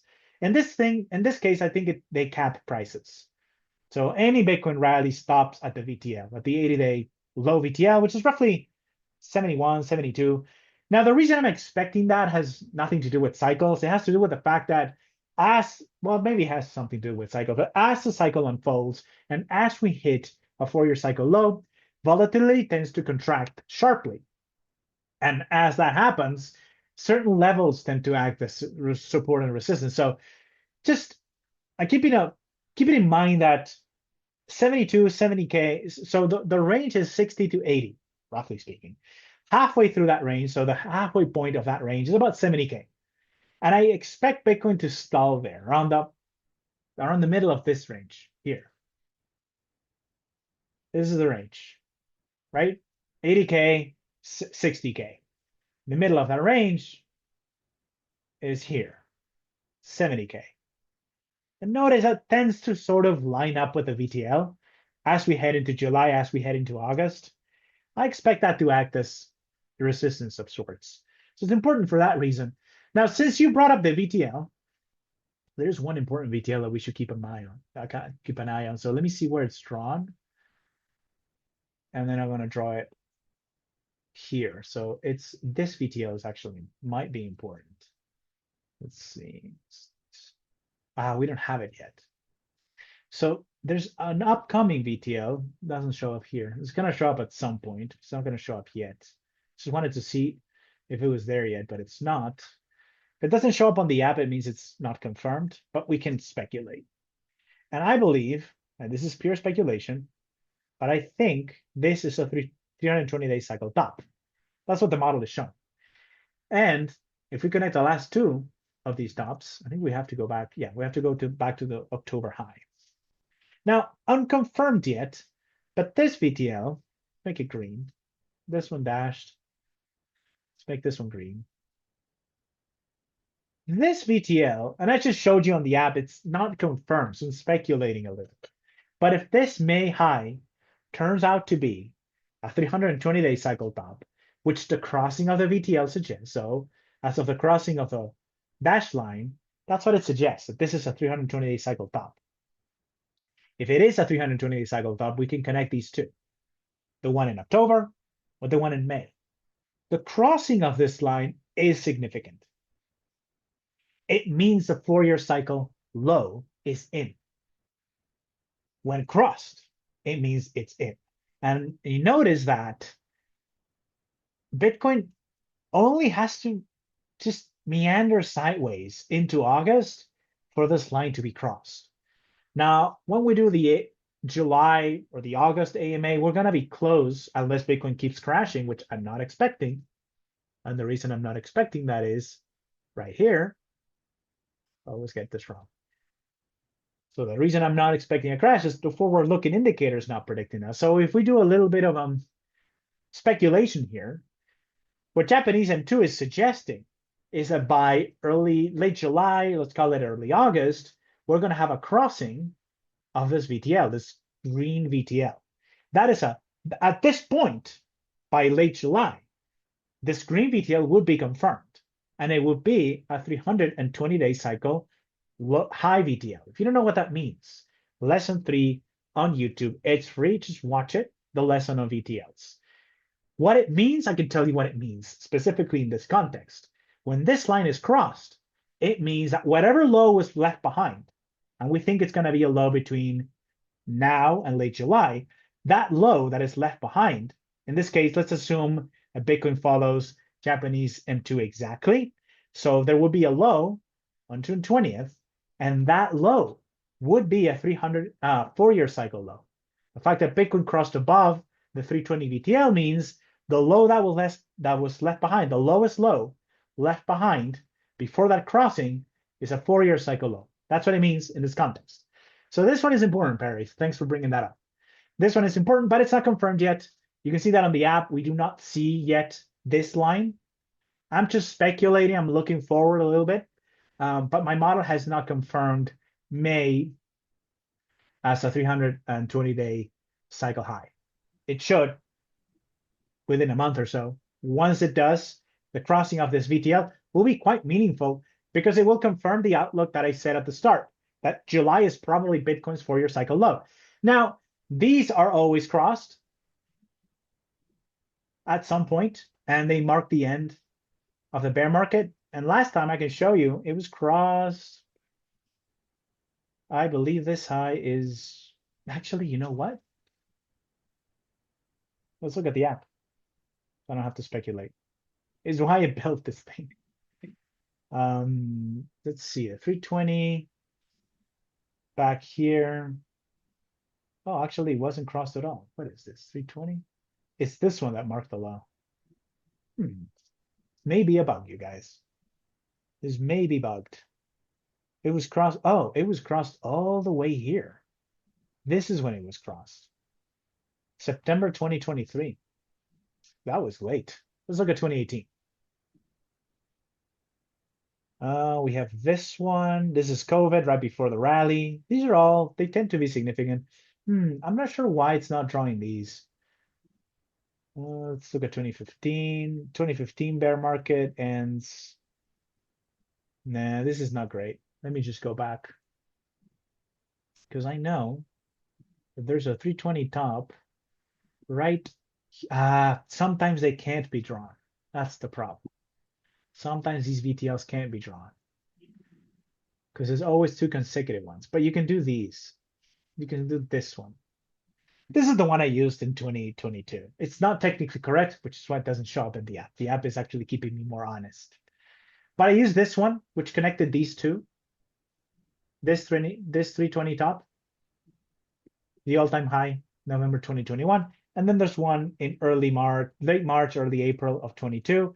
And this one was crossed here, but you can see I showed you on the app. This is technically not the one that was in force at this time in 2022. You can still use them. I still used it. And when it crossed, still made a new low, but it was only for literally 2 days. It made a low for 1 day, and that was it.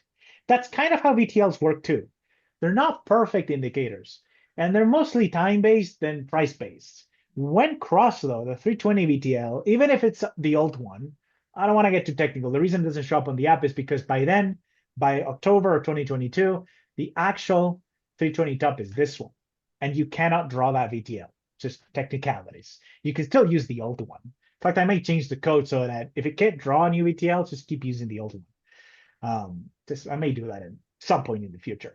But I could still use it. And it was crossed sometime in October of 2022. And it kind of signaled sort of the end of the bear market, at least from a timing perspective, even though we had the FTX crash, which brought prices down for just a little bit, and then prices stabilized and rallied back up. And speaking of which, look how many sideways consolidation periods we have as the 22 bear market ended. We have the first one in June. You see how Bitcoin always does these? And these are all 80-day cycle lows. This one is an 80-day cycle low. This one's an 80-day cycle low. And this one's an 80-day cycle low. All of these are 80-day cycle lows. And if you notice, the one thing they have in common, and this is true during bear markets, like 2026, all of these are retested multiple times. All of these are bottoming processes. All of these. Which is why when Japanese liquidity predicts that, I tend to believe it. That's usually what happens. First, you need the prices to stabilize, but once they do, they go nowhere for some time. Now, so I'm keeping an eye on this one. Again, not confirmed. It may not be confirmed. It may be that my model never uses this line. I'm going to use it anyways, because this has all the makings of a 320-day cycle top, even if it's not, if you can't perfectly draw the VTL from it. Right, so Alan is asking, does your app use CRSI like the FSC app? I don't know, good sir, what the FSC app is, and I do not use RSI. I only use, I honestly, one thing that the app has enabled me to use is to have more sophisticated indicators that they don't really show up on the app because I think they would clutter the charts, and I'm not sure what to do with them yet, but right now, what I'm using mostly for trading is I'm using the forecast itself, and then I'm counting time from a low within a time window for that forecast, which is variable. It's like 25% or 12% from the exact forecasted turning point. And then I'm just counting time, which is the reason I'm bringing this up is that's kind of like the RSI. What the RSI is using is it's saying, I believe what it was doing is it's a percentage of days that are up or down within a specific window. I'm using that, just not calling it an RSI, and it's not exactly an RSI because I don't care about percentages. I just look to see whether a forecast or within a forecast window, the market is making a high or a low, and I'm creating trading strategies that way. But they don't show up as indicators. They show up here. Let me show you where those are showing up. But it's kind of like an RSI. I believe RSI, if anybody's using these forecasts, RSI is probably highly compatible with these forecasting models.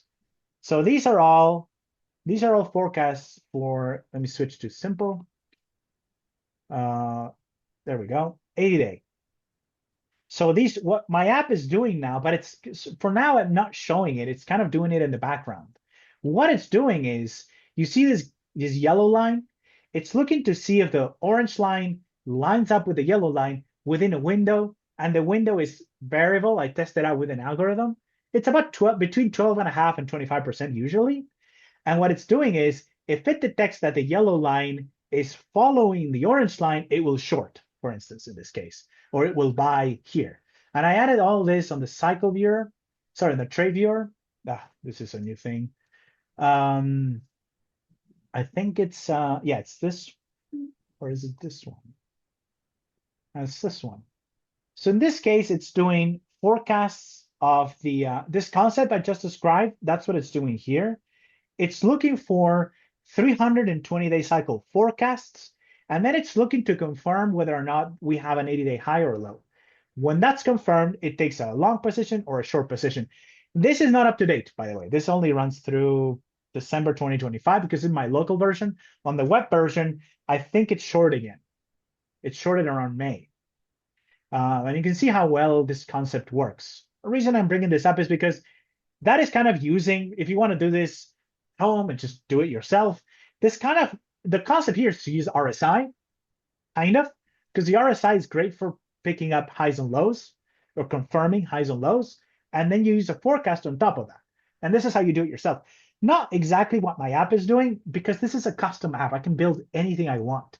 And so it's using a bit more of a pure price analysis, but it's not using FLDs, it's not using VTL, it's not using trend lines or moving averages or any of that. It's just looking to confirm a turning point within a forecast window. And it trades, well, very effectively. You can see here that it's the blue line is the strategy's performance, and then the gray line here is what the underlying asset has done. And you can see that it's just destroying. It's just much better, 71% win rate. It's very good. And it's a very simple concept. So you can use these forecasts for exactly that purpose. Just look for turning points. My testing shows that this is the best way to do it, to use the 320 turning points. And when a high or low of an 80-day cycle lines up, then you can take a position. So not exactly using RSI, but RSI-ish concepts is what this app is using. And Perry's saying the app could have two VTL options, the official, unconfirmed, and the pending. Oh, yeah, that's a good one. That is a good one. The thing is, I don't want to get too into weeds into VTL drawing math, but when you really, really want to be, let's say, mathematical about VTL construction, sometimes you can't draw them. You just can't draw the VTL. And Hurst talked about that in his books. He had a rule, which I did away with completely. I need to go back to TradingView for that. Yeah, Hurst had a rule for these, for VTLs. So let me switch to the index and remove everything. So there's a bit of a rule for VTL drawing, which is you cannot draw a VTL if between the two highs, for instance, you're connecting, there is a low of a higher degree. So what does that mean? This is a 320-day cycle low, right? This is a 320 low. I think this is on the lessons, but I'm not sure. So this is a 320 low here. And this is an 80 high. And this one is an 80 high. Okay? These two are 80 highs. Just do that. 80 high. 80 high. Boom, boom. And this is an 80 high. So according to Hurst, you cannot draw this VTL. Can't do this. What is this? You can't do this. This is invalid because there's a 320 low in the middle. Now, when I coded this, it adds a lot of work and a lot of bloat. And I didn't see a reason for it, to be honest. I don't know why he said this, but this is his rules. Actually, technically speaking, the 80 high is here. There's another one here. So the one you can't draw, is this one. But look how useful it is. So according to Hurst, this one is invalid, but look how useful it is. You can buy this. You just buy this. We have a forecast. We have the forecast saying that around this time, market is going to rally. We have the VTL crossover, which is, according to Hurst, is invalid. And this is how you can sort them out. But this is a great buying opportunity. Now, the problem is when you ignore Hurst's rules, some of the VTLs cannot be drawn, and this is what you're seeing on the app. they stay pending, and then at some point it becomes impossible to draw without crossing the price action. In this case, there is a window that I have for drawing a VTL. Not that you asked, but this VTL here, this will be the VTL. It cannot be really drawn. The reason for that is by the time you confirm this as a cycle high, the VTL has already been crossed somewhere in here. And so you only learn of the VTL crossing in hindsight. Those cannot be drawn according in my computer model. Those cannot be drawn. This is why you don't see one in 2022.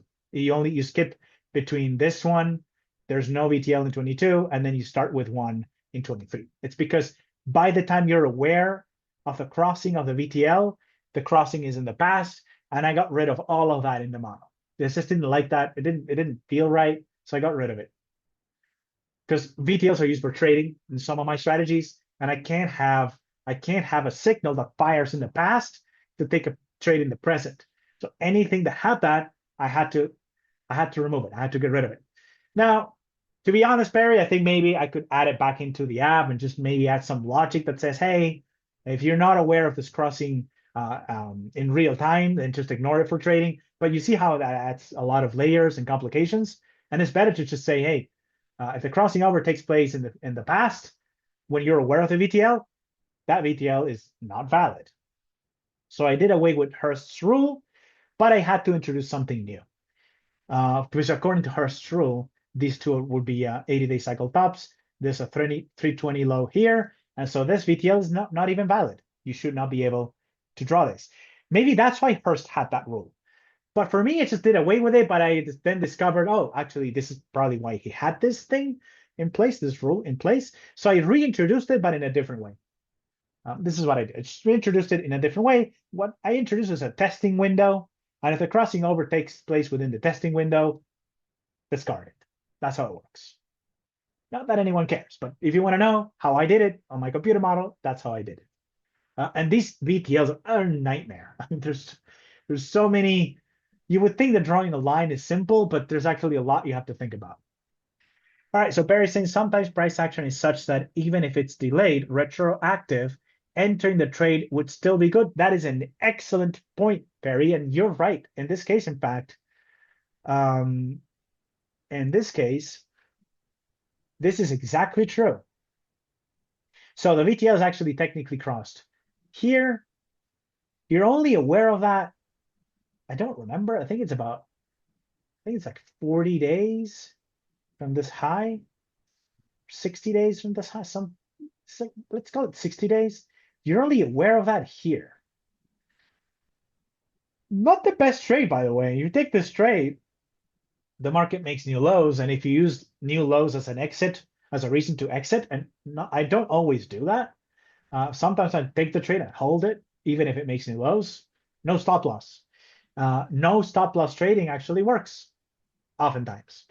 But yeah, you can do this. There were other issues because I had this for a while actually, and then I got rid of it because there was some other problem that I don't remember yet. And at some point, you have to say, you know what? It's easier to just do away with these. Just get rid of these lines, and I don't have to think about it again. I believe it may have been that I actually tested these trades, and they didn't really work. They didn't really add a lot of value. I ended up saying, you know what? If I'm gonna use VTLs for trading, I might as well make sure that these VTLs are properly done, and they're actually good. And so you're saying can just add it to a trade once you know you're past a confirmed VTL and the price continues to go against. Yeah, worth testing for sure. Because when I bring up the VTLs on the app, I see too few of them. And of course, it's a computer model, so I don't know when it's deciding to draw the VTL or not. I just create the rules and I let it run. And so could be an expert feature level only. Absolutely. In fact, I'm thinking generally speaking, and it's not clear yet, but this section of the app, which I call it the cycle viewer, doesn't say that anywhere, but it should at some point. The cycle viewer is kind of like an expert view, and they have an advanced mode. Advanced mode allows you to see forecasts for one cycle, allows you to see all the models. There's a ton. There's a lot of fitting. You can also look at different cycles in combination. Like for instance, I can look at this is the 320 forecast, and in combination with that, I can use 80-day FLD for trading, for instance. So I go look at this. This is a great trade because you can see this line. You can use a 320 forecast for a turning point here in March and use the FLD, which I tend to rely on a little bit more for trading because it's more objective and it's always there. And you can use that for trading here. For instance, you can buy in April because you have the forecast and you have the FLD. This is more of an expert mode. This is for like self-directed investors. And Barry, it's not supposed to be Juan mode. This is Juan mode, by the way. This advanced mode turned on and sync to cycle forecast turned off. This is, I can see I have 200 models per asset, all manner of forecasts, all manner of indicators, all manner of combinations. This is Juan mode. But you can also use it in simple mode like this. And then you just see one forecast and one type of indicator. You don't pick. If you select 320, you see 320 indicators, 320 forecasts, 320 everything. This is simple mode. It's a lot easier to use. But to be honest, this entire section is just for analysis, people who want to see forecasts and create their own trading strategies. I wanted these forecasts to be on TradingView as an API call. It turns out TradingView doesn't allow that because the real value of this viewer is just this line, this model line. This forecast is where all the intelligence goes, and it works extremely well. And it works in combination with an infinite number of technical indicators. I just use my technical indicators for this, but you can use just about anything. Ideally, this would be on TradingView, but unfortunately not available. Not possible. You can't do that. But you can have the dates and write them down, which is why I created this. And this just gives you the dates. See, 80 days. Well, actually, this is this, July. And it gives you the dates. It says the bottom, July 22nd, 29. And that's it. You take it from there. You just plug it into your own indicators, your own trading strategies, and what have you. So this is what that's for. And for simpler users, just do this. These are pre-baked strategies. They use everything you see on the other screen. I'm not showing any of that here. I'm just showing you the trades. Long here, short here. That's it. It's easier. All right, let's keep going. So Alan Robertson Foundation for the Study of Cycles. I actually want to get acquainted with that group just because one of my mentors, Martin Armstrong, I consider him a mentor. I don't think he considers me his student, but I did learn a lot from him, and I've gotten to know him very well. He was chairman, I think, for the Foundation of the Study of Cycles. They do a lot of great work. A lot of what I do has probably been inspired indirectly by the foundation, but I don't know them. I don't know anybody who works there. I'm not acquainted with them. I'd love to know them though. And I know they put out a lot of great work. And I know that in Martin Armstrong, who I think is a master of cycle analysis, and he was part of that foundation, then that foundation must be good. If he was the chair of that foundation, then that foundation must be doing some solid work. I read some papers they published. They published a paper about M2 not predicting Bitcoin, I think. I didn't know why they said that. But I did, that paper allowed me to create some interesting research tools that I use in my own work. In fact, it's how I discovered Japanese M2. I read a paper published by the Foundation of the Study of Cycles where they were saying that what you need to use if one data series is to predict another, the proper method is called grain share causation. I was like, aha, grain share causation. So I asked Claude, what is that? Told me what it was. Built an app that does grain share causation. It was all because I read a paper published by the Foundation of the Study of Cycles. So cyclic RSI accounts for cycle length, not regular RSI.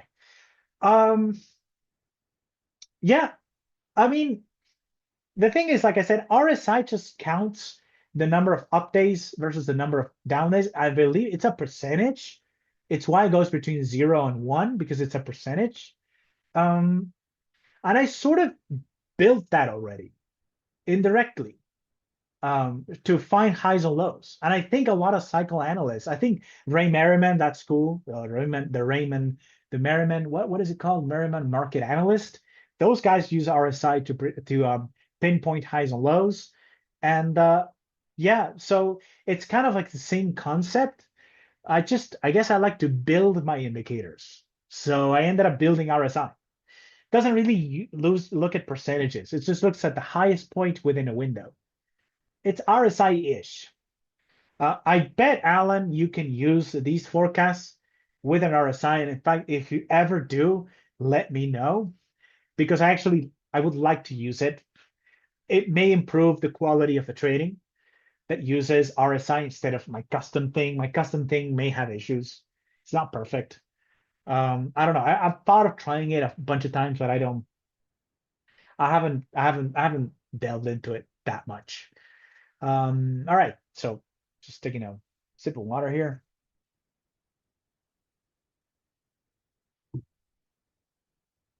I'm surprised nobody has asked me about gold. So I'm just going to ask Juan, myself about gold. this is Sandeep. Yes. Yes, Um, indeed. yeah, on the, I mean, so your work, that your work is all about cycles and right, and you have Astro model. Yeah. What I am seeing on the data side, right, one thing that we noticed from February to April, there was no retail at all involved in, I mean, basically there was, when I say no retail at all, I mean, retail money was barely, very, very limited. There was literally n no retail involvement, very minimal retail involvement in crypto. And the rally was mainly led by treasury companies as well as ETF flows, right? And of course, the whale and long-term holders, they started accumulating. And they have been accumulating ever since from February. If we look at even with this drawdown, the only outflows we saw are ETF outflows, which are like 3 weeks in a row. We see outflows above like 4.3 billion. I mean, it's a big amount, but it's at the same time, it's not like catastrophic. Like it's not like 20 billion or 10 billion or even bigger than that. I mean, crypto market is very, very small. Yeah. So, and that outflows is only 4.3 billion, but at the same, and treasury companies are still accumulating. The long-term holders, they accumulated more BTC with this drawdown now. So what really happened again, the short-term holders or weak hands, they kind of lost their Bitcoin and they gave it to strong hands, long-term holders, right? Yeah. So we kind of like still seeing, as of yesterday, oh no, as of I think Friday, yesterday I didn't check it. Uh, yeah, I think Monday or whatever, but literally with long-term holders, the supply is above like almost 17 million Bitcoin are kind of, holded by them. Not exact 17, but 17 million? 17, yeah. I mean, that's Oh, that's the ballpark number I'm giving. It's not exact that, but it's 16 point something. I oh, think wow. 16.7 or 16. Yeah, they like literally when this drawdown started in May, right after May 14th. And at that time, they were somewhere around 16.2 mil. And now it's somewhere around 16.7, something like that. Yeah. So it's like yeah, and it's not like still they are accumulating crazy. No, still there are less buyers, and the sell-off was very, very heavy. So that's why we kind of seeing this price action, right, just sideways, because buyers are still not like okay, just buy at this price. Still there are less buyers. Uh, so long-term holder, they got again more money, and we have still historical supply squeeze on exchanges. Before May 14th, we had somewhere around 2.6 million Bitcoin available. Now it increased because of course this distribution was happening, and then many people they may have to, add on to their account so that they don't get a margin call or get liquidated. So that number went up to 2.7 or somewhere there, 2.9. But still, it's from, if you look at the model, like from 2013, it's still historical low. So here we are seeing supply squeeze still real. long-term holders accumulated more money, so only weak hands gave away their Bitcoin to strong hands. Right. And treasury companies are still, kind of accumulating, whales are accumulating. Mm, and to me, it's like I mean, it's literally like, the ETFs are still outflows. I mean, especially IBIT is doing pretty bad. So they are, I mean, it kind of got a little better than what it was last week, but it's still negative. Yeah. Yeah.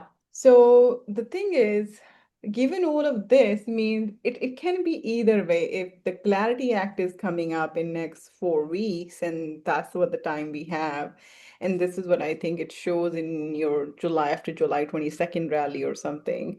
Mhm. If that happens, I mean, it can be just few things and then price can go up, or it can just trade like long term for like sideways. So what like how do you kind of, as a cycle analyst, cycle playing out the way it's supposed to be, but then there's this data which is kind of, because this time it's not just a retail, but it's a Bitcoin crypto is a very, very small industry. It can be easily manipulated. It's only 2.5 trillion. It's nothing.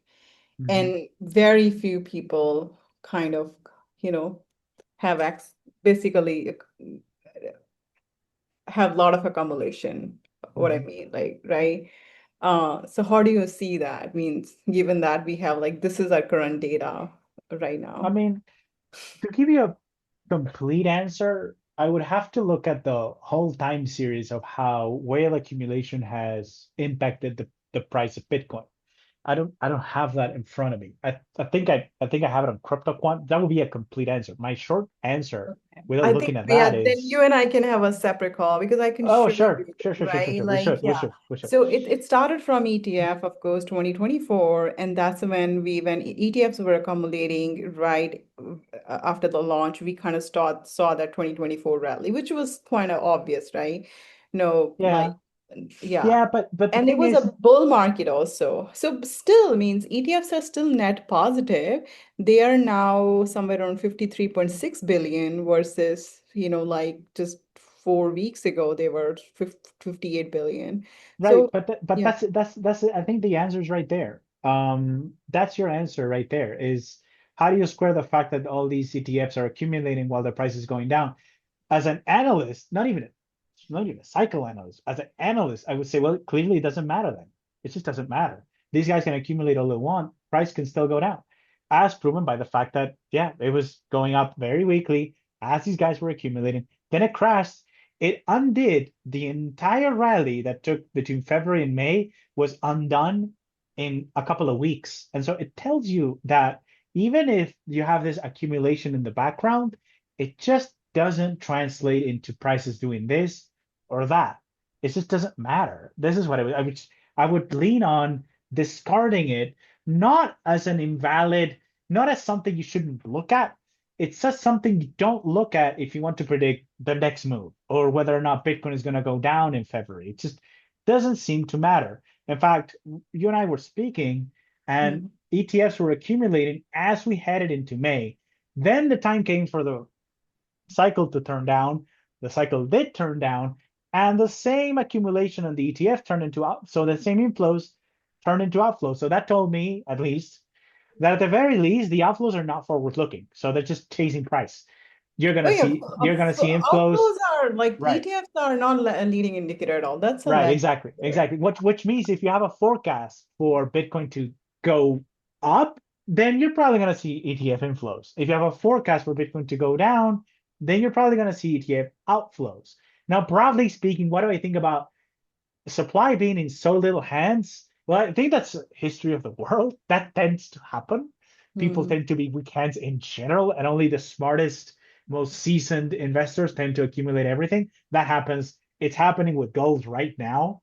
So it's going to happen with Bitcoin. Now, does that matter? I think it matters long term, 100%. And it gives me confidence that we're going to see new bull markets in this asset class because there's a lot of accumulation. And to your point, we might see a bit of a supply squeeze at some point in the future. But the thing is, these are very long-term things. And so this might matter. This will still be true in 2028, and it may be much more important in 2020, is what I'm trying to say. Whereas if I'm trying to predict what's going to happen between now and the end of July, because I'm trying to buy this thing, I don't think you can use those indicators.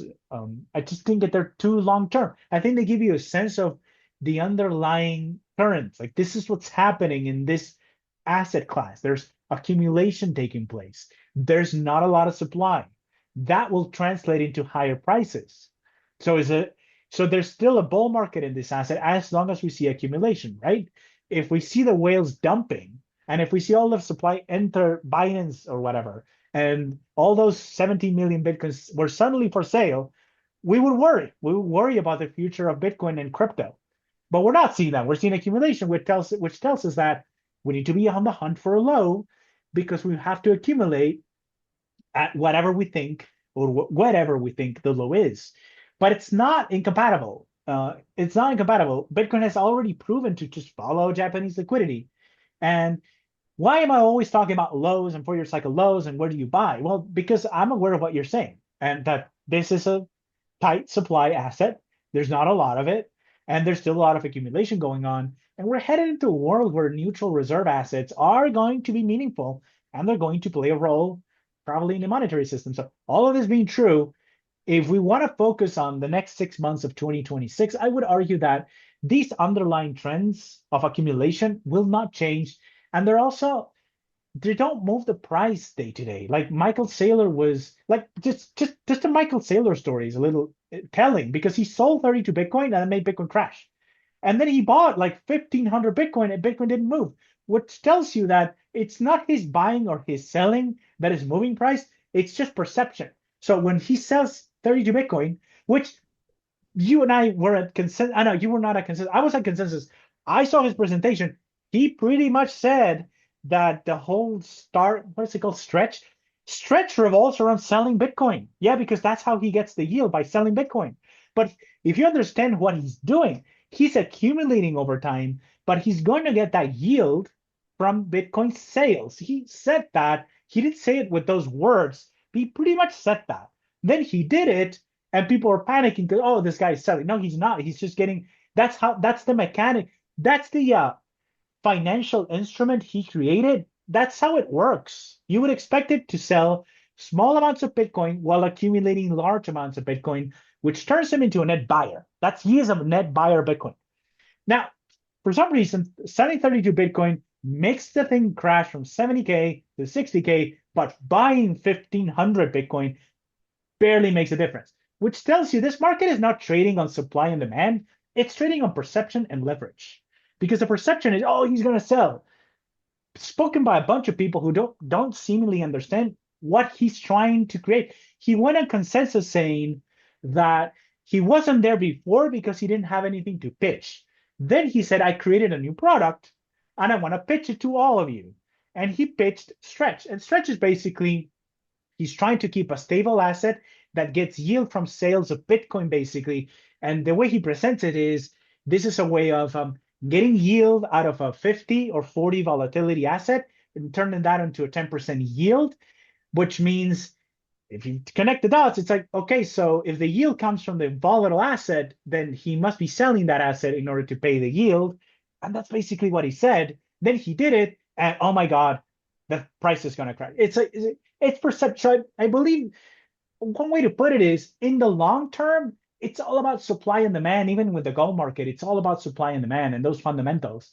But in the near term, and I would argue within 12 months, within a 12-month period, all those gyrations have nothing to do with supply and demand. It's all about perception, timing. I believe the reason timing works is because with these indicators, we can predict sentiment and we can predict how people will feel about an asset class. And in this case, we could predict that they will feel bad about Bitcoin in the second half of May. We didn't know why, but we knew that's how they would feel. I made the prediction that it would be about the war. I think I was wrong about that. I think it was just people throwing in the towel, looking at Saylor selling and claiming that the guy's going to go bust. I mean, I actually have, I'm in chat groups of people saying that Saylor is going to go bust, even though, and again, I'm not a Michael Saylor expert. I'm not an expert in his financial instruments. My understanding, though, is he's selling stock to buy Bitcoin, which means he don't have to pay any loans back. He's not borrowing money to buy Bitcoin. He's not doing that. He's selling stock. He never has to sell. That's my understanding of Michael Saylor. Maybe I'm wrong. This guy, he's smart, and he doesn't. I mean, I saw people saying he's going to get a margin call. What margin call? You only get a margin call when you borrow money to buy an asset, and that is not what he's doing. He is promising a dividend, though, and he may have to suspend that dividend, but that's not the same as having to repay principal on a bond. It's not the same. So can he be liquidated, which is what people were saying last week? I don't think he can be. So why am I bringing all of this up? Is because this is what made the price of Bitcoin crash, and yet it was nonsense. The guy is a net buyer. He kept buying, and the price was crashing. So I think these guys, I think the proper term is, because they're not the marginal buyer or seller of Bitcoin, the long-term accumulators. They're not. And so they don't determine price on a day-to-day basis, which allows them to take advantage of crashes like this and buy cheap Bitcoin. It allows them to do that because they're not really moving the price. They don't have to move. Michael Saylor has said in the past, oh, I bought this much Bitcoin. It didn't move the price. Nobody knew. And that's how it works with him. He's not trying to move the price.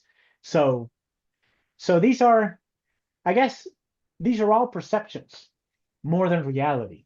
But then that way, like all these cycle traders on social media, I'm not talking about you, but like there are many others, right? They're kind of like saying October is the bottom, October is the bottom, yeah. right? All You of know them. what I mean? Yeah. Yeah. All of them. So then it's like a lot of noise out there on social media, so much Not just with misleading. this. Not just with this. Yeah, but let's say we only talk about crypto or Yeah. especially Bitcoin, right? There's like so much misleading information.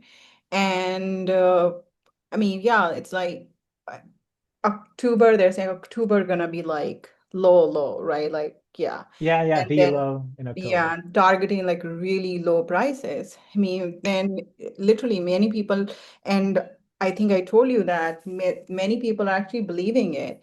And I mean, on the institution side, I mean, I told you about my, friend and partner. Um, literally they're like, hey, this is sitting on a very good price, like, shall we put your money into this asset? And then they're like, no, hold on to it, I still Yeah, chasing the semiconductors. semiconductor AI thing, right? And saying, no, I will buy this in October. I mean, that's like you. And market, one thing about markets, like market surprises you. It's not like it's just gonna move the way you kind of, I mean, even with this low, I mean, what I remember, like we were predicting, of course, we knew it's gonna go down, but I think the down we were looking at were like more like 70K, the worst case scenario. 70K, but then it Yeah, accelerated. It just right. Yeah, accelerated out of the blue. Yeah. exactly, right? Like we were looking at like 70K low. Like it was not like it's gonna touch February low and even gonna go lower.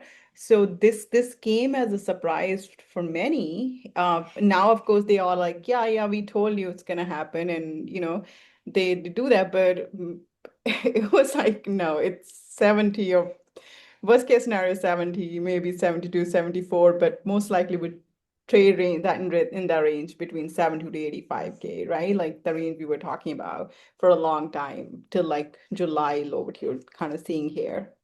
Yeah, That's how well, I, right. there is a lesson there though, and I think is valuable for anybody listening, and that is when the timing. So here's the thing. I thought 70K until June 1st. On June 1st, Bitcoin was trading for, what was it, 71 and change, and it's June 1st, whereas the low is on June 20th. That told you it was going to cross 70K because you have time. You have 20 days of selling and you're already testing 70K. What's it going to do? Bounce sharply and then come back down? That already, so it was slow until 73, 74. Then June 1st came, and I don't even know what happened here. I don't care. But this is when I started hedging because I had puts at 70K and 65. I thought that was the low. 70, 65. That was my low, which is basically this bottoming range here at 65, and then 70 because it's a nice round number. However, when this took place, I know I have 20 days of selling and I'm already at 70. I'm basically at 70K. That tells you it's going to keep going. This is that's very important because that's how that's how a psychoanalyst will look at it. And to me, it's part of how it's wired into my brain. I don't really think about it, but it's why I do it this way. I knew it was going to be sub 70K on this day and it's going to go probably to 60 because that's the next support level. And because we have time, to go down. It's the same reason I said last time it was June 20th, and then you do it in reverse. But the crash is so severe and the negativity is so pervasive that you just go, this feels like a sentiment bottom. And then I looked at liquidity and said, well, actually, the sell-off is really between May 9 and June 5. After that, we just go sideways, and that's where we are now. And so, yeah, I mean, I just think it's a valuable lesson. If you have a forecast and you say, okay, so for the next 20 days, Bitcoin's going to go down, but I think it's going to go to this level. If you hit that level on day 3 and you have another 17 days to go, revise your levels. It's going to keep going. That's why I kept saying this week, I said, it's going to keep going. It's just going to keep going because the timing wasn't right. And I don't know. I mean, I know, Sandeep, this means probably nothing to you, but Gann was like one of the most famous like psycho traders in history. He always said time is more important than price. And when I became a psychoanalyst, and I remember that quote, I was like, oh, that's what he was talking about, right? So if I have time to go down, I'll go down. If it has time, it will do it. If it runs out of time, it won't do it. It's almost as if the time dimension is the one that tells the truth far more than price, which is why I don't predict price. I'm not good at that. I mean, the last example is I thought it was not going to cross 60, 70K, and if it did, maybe 65. But no, it went to 60. And no, I was not surprised because you could see it in the price action. Just like here, and I didn't act correctly here, but here I thought 80K, maybe 75K, but the fierceness of the move, just how fast it was, and the fact that we still had time, again told me, oh my God, this is going a lot lower. But I didn't take action here, whereas here I did, and I just managed to just not even nothing. I made a little bit of money on the way down, which funny enough, I gave back as the consolidation started because I held a lot of long volatility. Volatility got crushed, and my puts got crushed with it. But yeah, timing is more important than price.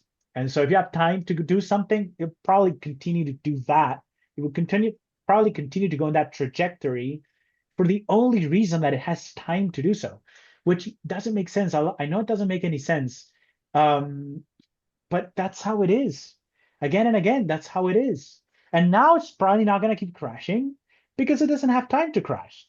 Time has passed for that. And it hit support. And so, okay. And then it's a kind of metaphysical way of looking at it. I get it. Because what's time to price? Well, it's something.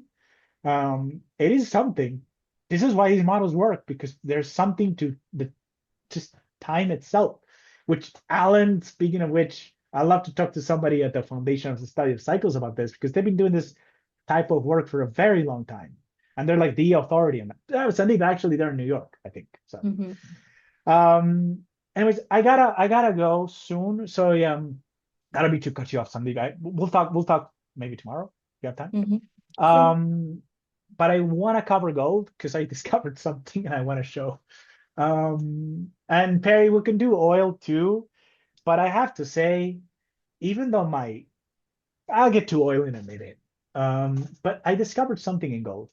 And I've been bearish on gold for months now. And initially I was wrong to be bearish on gold, and now I'm right to be bearish on gold all of a sudden. Because I was based on just pure price action. But look at this. Uh-oh.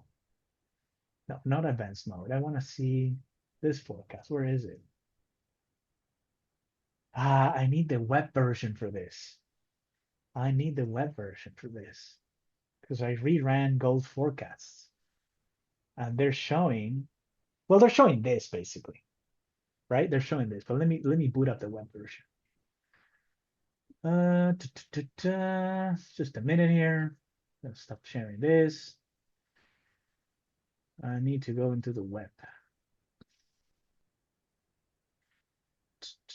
Where is it? There we go. Because I reran gold, and now it makes sense. Sign up, sign in. This needs a password. And then it loads. And while it's doing that, let me just look at oil. It loads for a while because it wants to be fast. I want it to be faster, but it just brief because I don't trade this thing. Now my algos do trade this thing and they trade it well. I don't know why. They use very short-term timing models for this. But what I would say about oil is that I was wrong about oil again, because it was right up until this. So we have this low forecast worked, then we have this high forecast, it worked.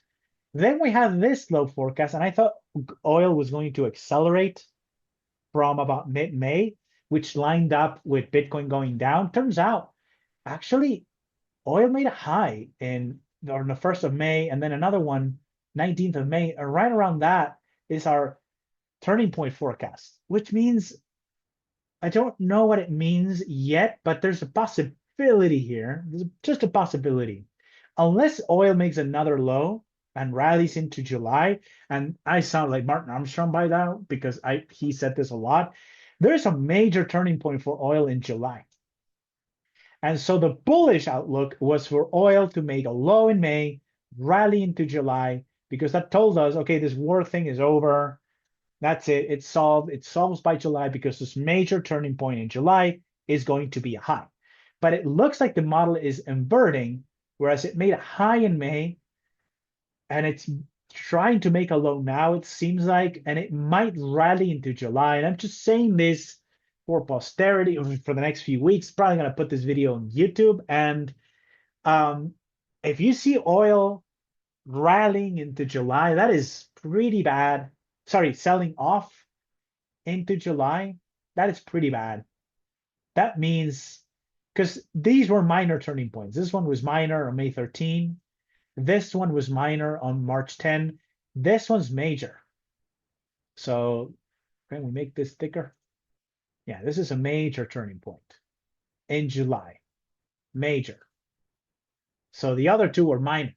In fact, the last major turning point that we had was back in January or December, and this triggered the whole rally. In between those, we had these minor turning points. One of them was a high in line with the forecast. The other one was a forecast for a low, but it was a high.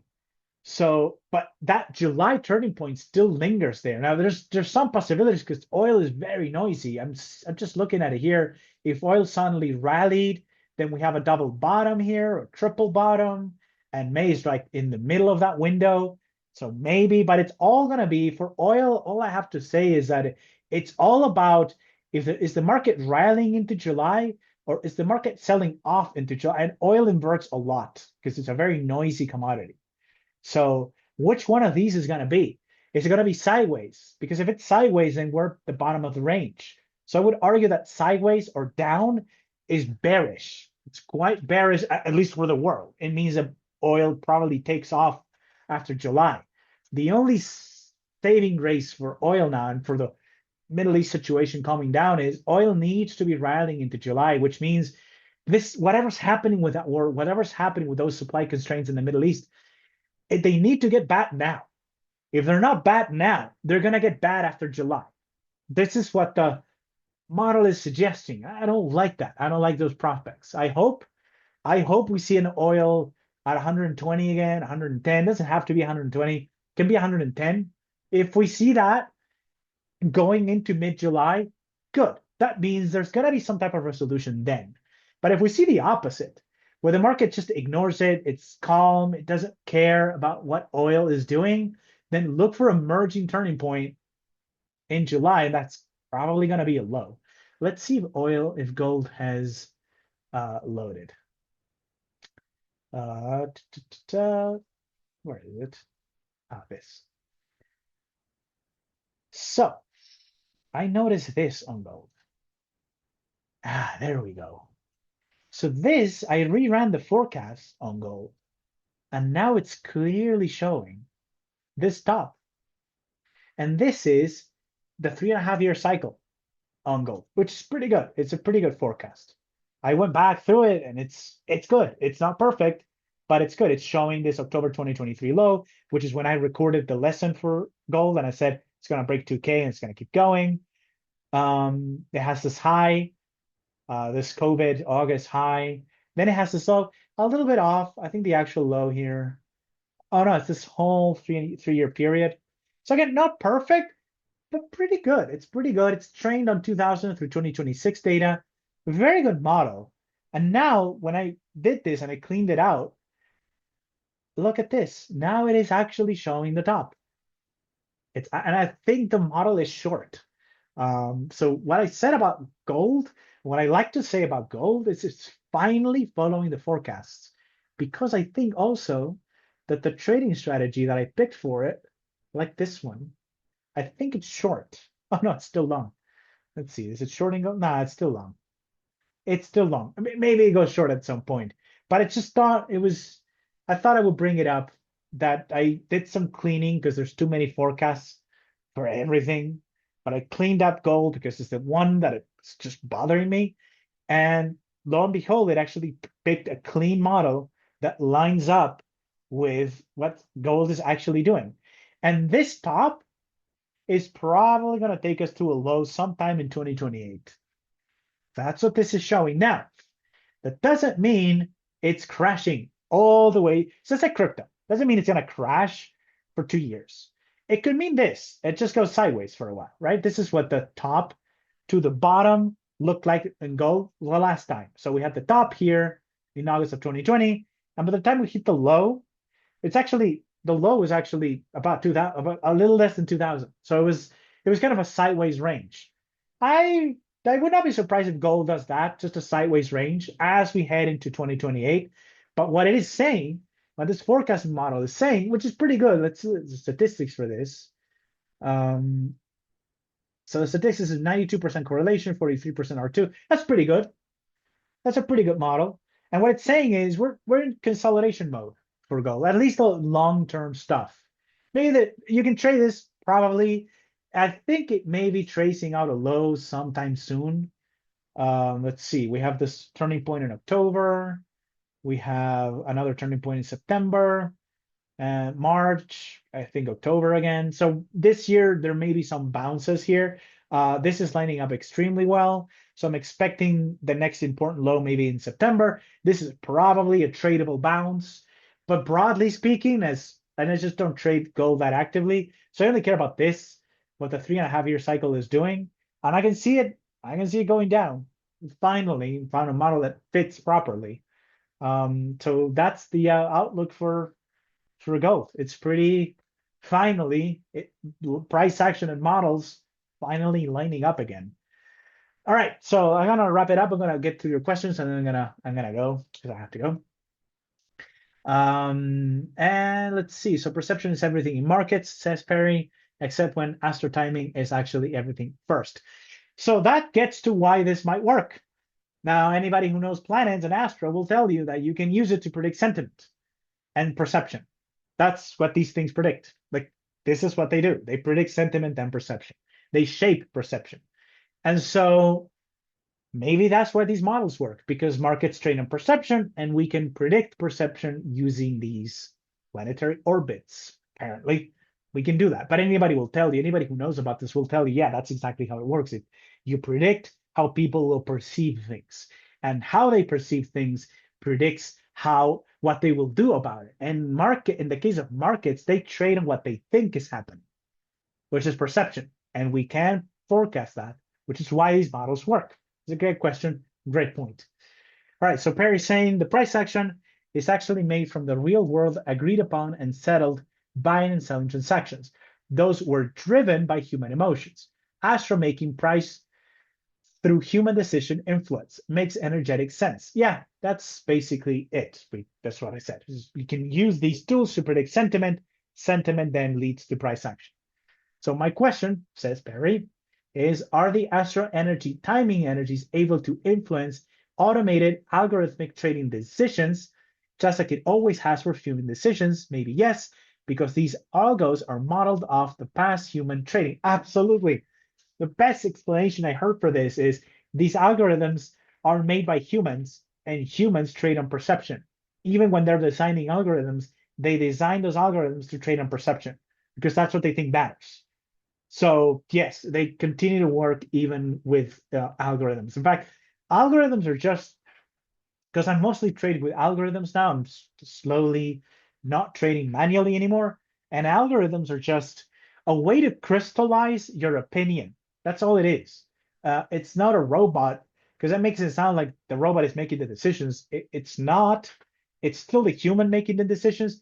You're just automating the pipeline so you don't have to make the decision every time. You do it once and you set it and forget it. So that's so you still see the same patterns. You see the same cycles, you see the same patterns, you see the same shapes in price action. It might move a little faster now with all the algorithms. It might be very important when you're trading very short term, but long term, it's just the same. It's just humans trading against other humans. It's just using machines to trade against other human programmed machines.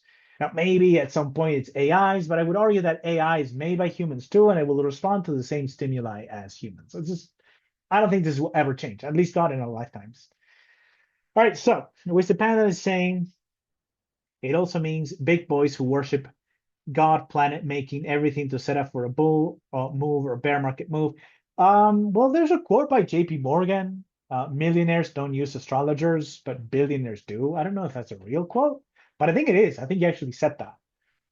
So keep that in mind. This stuff not only works, there's a lot of people with a lot of power and a lot of influence who understand perfectly well that it works. And I don't want to get into that right now because it's too I don't want to get into the weeds of why I think that. But if you know this language of planets and orbits and archetypes, if you speak that language, you can see it in the let's see it. Let's put it this way. There's a reason the Genius Act is called genius. The way they use that word specifically, genius, or clarity now. Even the wording of the laws is very suspect. Operation Rising Lion in Iran, last year, June of 20, that name, I don't think was chosen randomly. Those names are very suspect. And the terms they use, the Great Reset, I mean, that term is an astrological term forever, for the longest time, for 2020, specifically to describe 2020. And it became very popular. And who popularized that? The World Economic Forum made that term popular. But that's what astrologers have been using also. What is it? Are these guys aware of how this stuff works?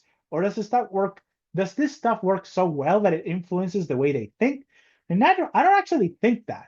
I think these guys are using the tools just like we are, and we don't know about it because they don't talk about it, because there's a stigma attached to it. I think they're using it. And I could go on, and there's so many examples that at one point, once you learn the language, you just go, huh, it looks to me like they speak the same language. So it's just very suspect. So Juan's going to start getting invited to Eyes Wide Shut parties on giant elite bankster estates. Remember us when you're in the club. I don't want to be part of the club. The idea is to popularize this knowledge, not to allow it to stay secluded and hidden from most people. And admin, I don't know who you are, but you're asking me about the stock market. So let's go to the stock market. So I will say this about the stock market, and I said I do have to go, so I want to keep it brief. But sharing this again, on the monitoring dashboard, I have. So the stock market right now, very briefly, is being led by semiconductors. There's a bubble in the semiconductor space. And again, don't have time to explain why that's a bubble. Let's just say I work with AI. I built this whole thing with AI. I use AI models day in and day out. It seems to me that the revenue expectations from some of these companies are outrageous, like outrageous. If you think they're going to be selling those models for that much money in 5 years from now, you're delusion. You're insane. That's not going to happen. I don't have time to explain why, but I know this for a fact, because I'm not paying that much. And so the whole revenue assumption is just faulty and flawed. Now, here's what I noticed. Semiconductor ETF. I actually brought it up on the app because I thought I noticed, hey, it's all about the semis. Semis. This is the bubble. This is where the speculation is being concentrated. And I can go through all of these models. First of all, if you're gonna have your model shows a high sometime in 2024, we exceeded that. That is normal. Some people say, well, that means it doesn't work. No, it works. This doesn't even mean the model is inverted. It's just the long-term models take a long time to play out. But even the shorter-term models, 46 weeks on the semis, showing a top. Very high correlation, you can see because it has a purple dot. That means it's high correlation. That it's 72%. For this one, it's 89%. These are powerful models. They work very well. Showing a top in the semiconductor ETF. This is gold again. Back in January, we saying, hey, gold is probably topping out. Look at all these models. They're topping out. Price action is showing a top. And now it's the semis. In fact,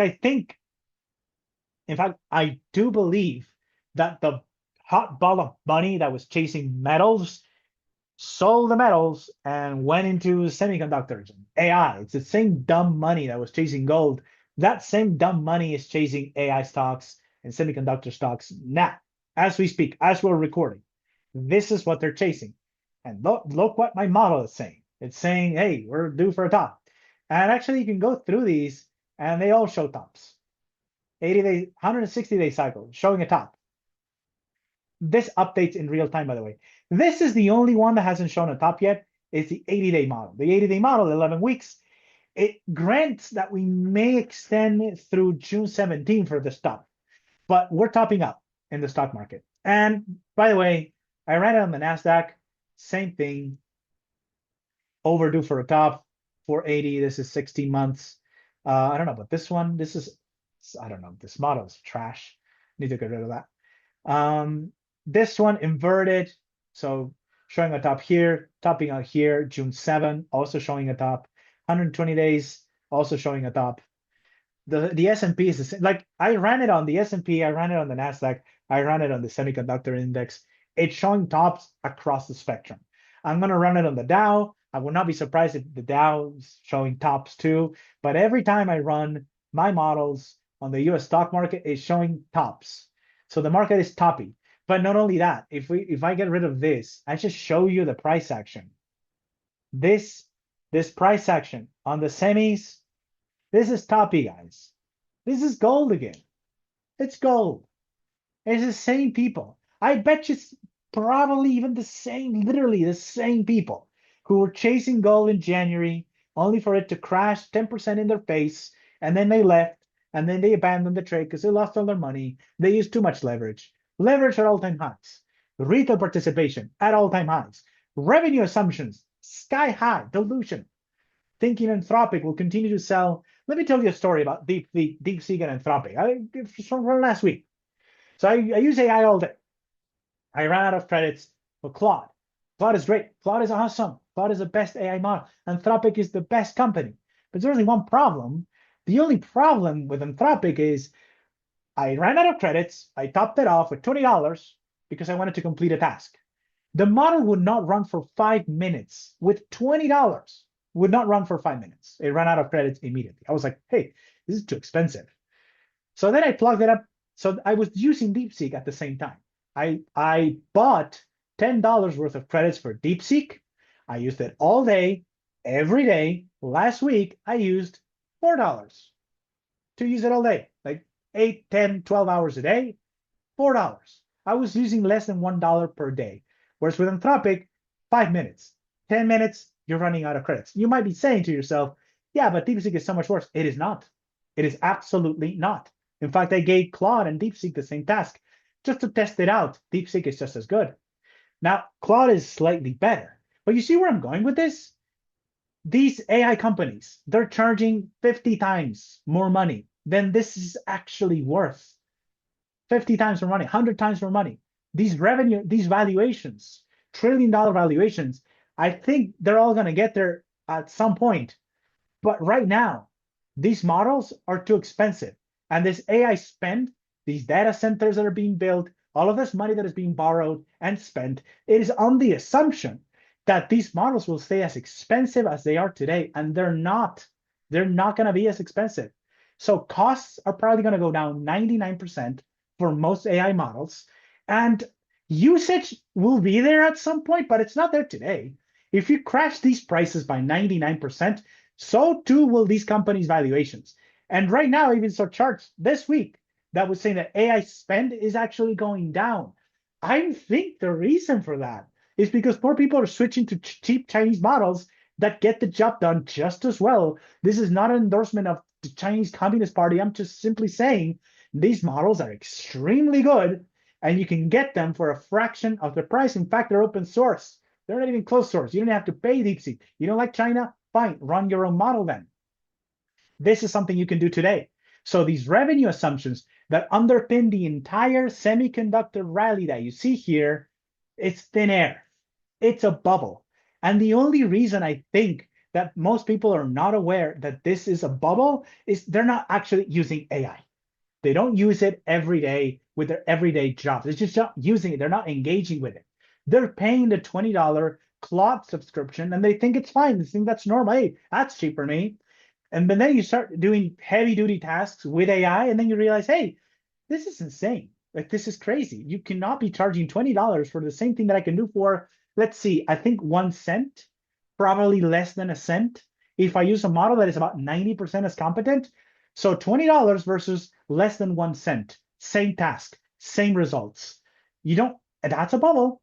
And I saw another chart that said that open APIs that use a bunch of different models are starting to switch for most tasks. They're starting to switch to the cheaper models. They're not using Claude for everything anymore. They're not using ChatGPT for everything anymore. That's where we were last year.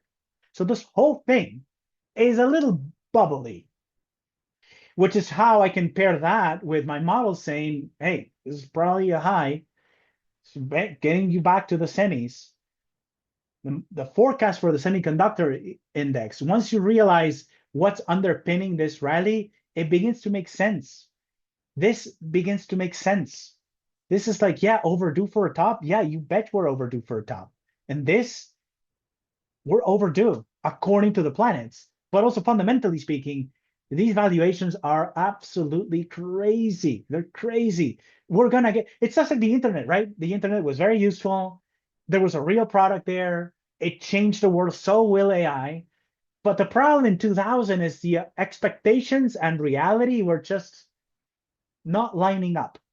And I think it's the same thing now. It's .com all over again. It's 2000 all over again. It's just, yes, the tech is real. Yes, these companies are amazing, but they're not going to be charging this much for this software because that's all AI is. It's software. Those prices are going to go down by 99%. And I'd like to see how the market reacts when that reality sets in, because it is reality if you use this stuff. If you use AI, you know this is reality, that these prices are overinflated and they're just too expensive. You know this. This is not up for debate. This is a fact. I know it for a fact because I use it in my everyday work. So I'm not speculating here.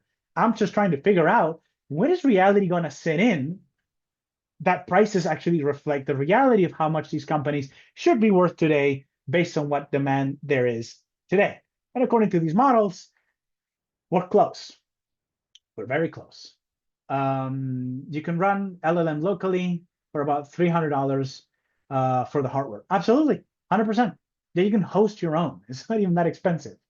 100%. In fact, when I realized how cheap and powerful DeepSeek is, I even began to question my $20 Claude subscription. I have a pro subscription, $20 a month. Even that is too expensive. That is too expensive.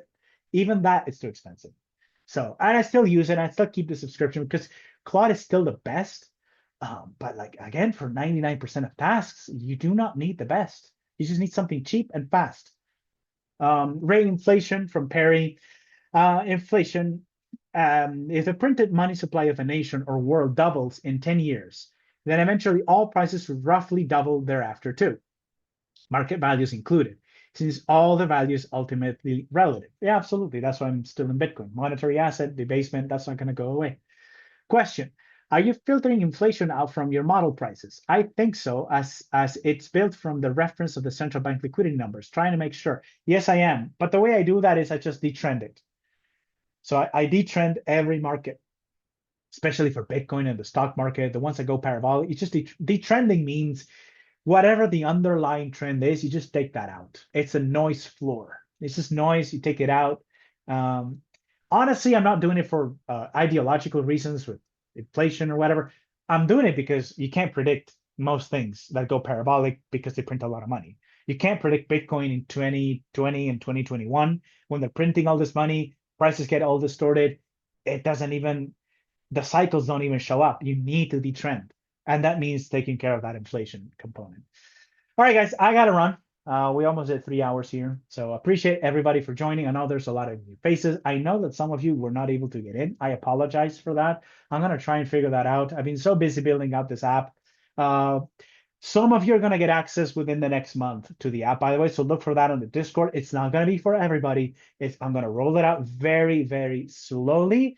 And if you do get access, just know I want feedback. It's why you're getting access. You're not getting access so that you can use it in your own trading. Of course you can. I encourage you to do that. Use it in your own trading, but please provide feedback because I want this tool to be for most people. I know it's not going to be for everybody. It's not everybody's cup of tea. It's very brainy. It's very analytical, but it can also trade, and it just gives you trade alerts. So you don't have to know anything about how this works. You can just trade it. You can do all of that. I encourage you to do all of that. Just send feedback because I'm going to be keeping an eye on who's actually using the tool, who's providing feedback, and I'm going to be restricting usage to those of you who actually found the tool useful. That's what it's all about. Anyways, with that said, thanks everybody for joining. I'll see you on the Discord and look for that access within the next few weeks. I still have to take care of some stuff. Anyways, ciao, everybody.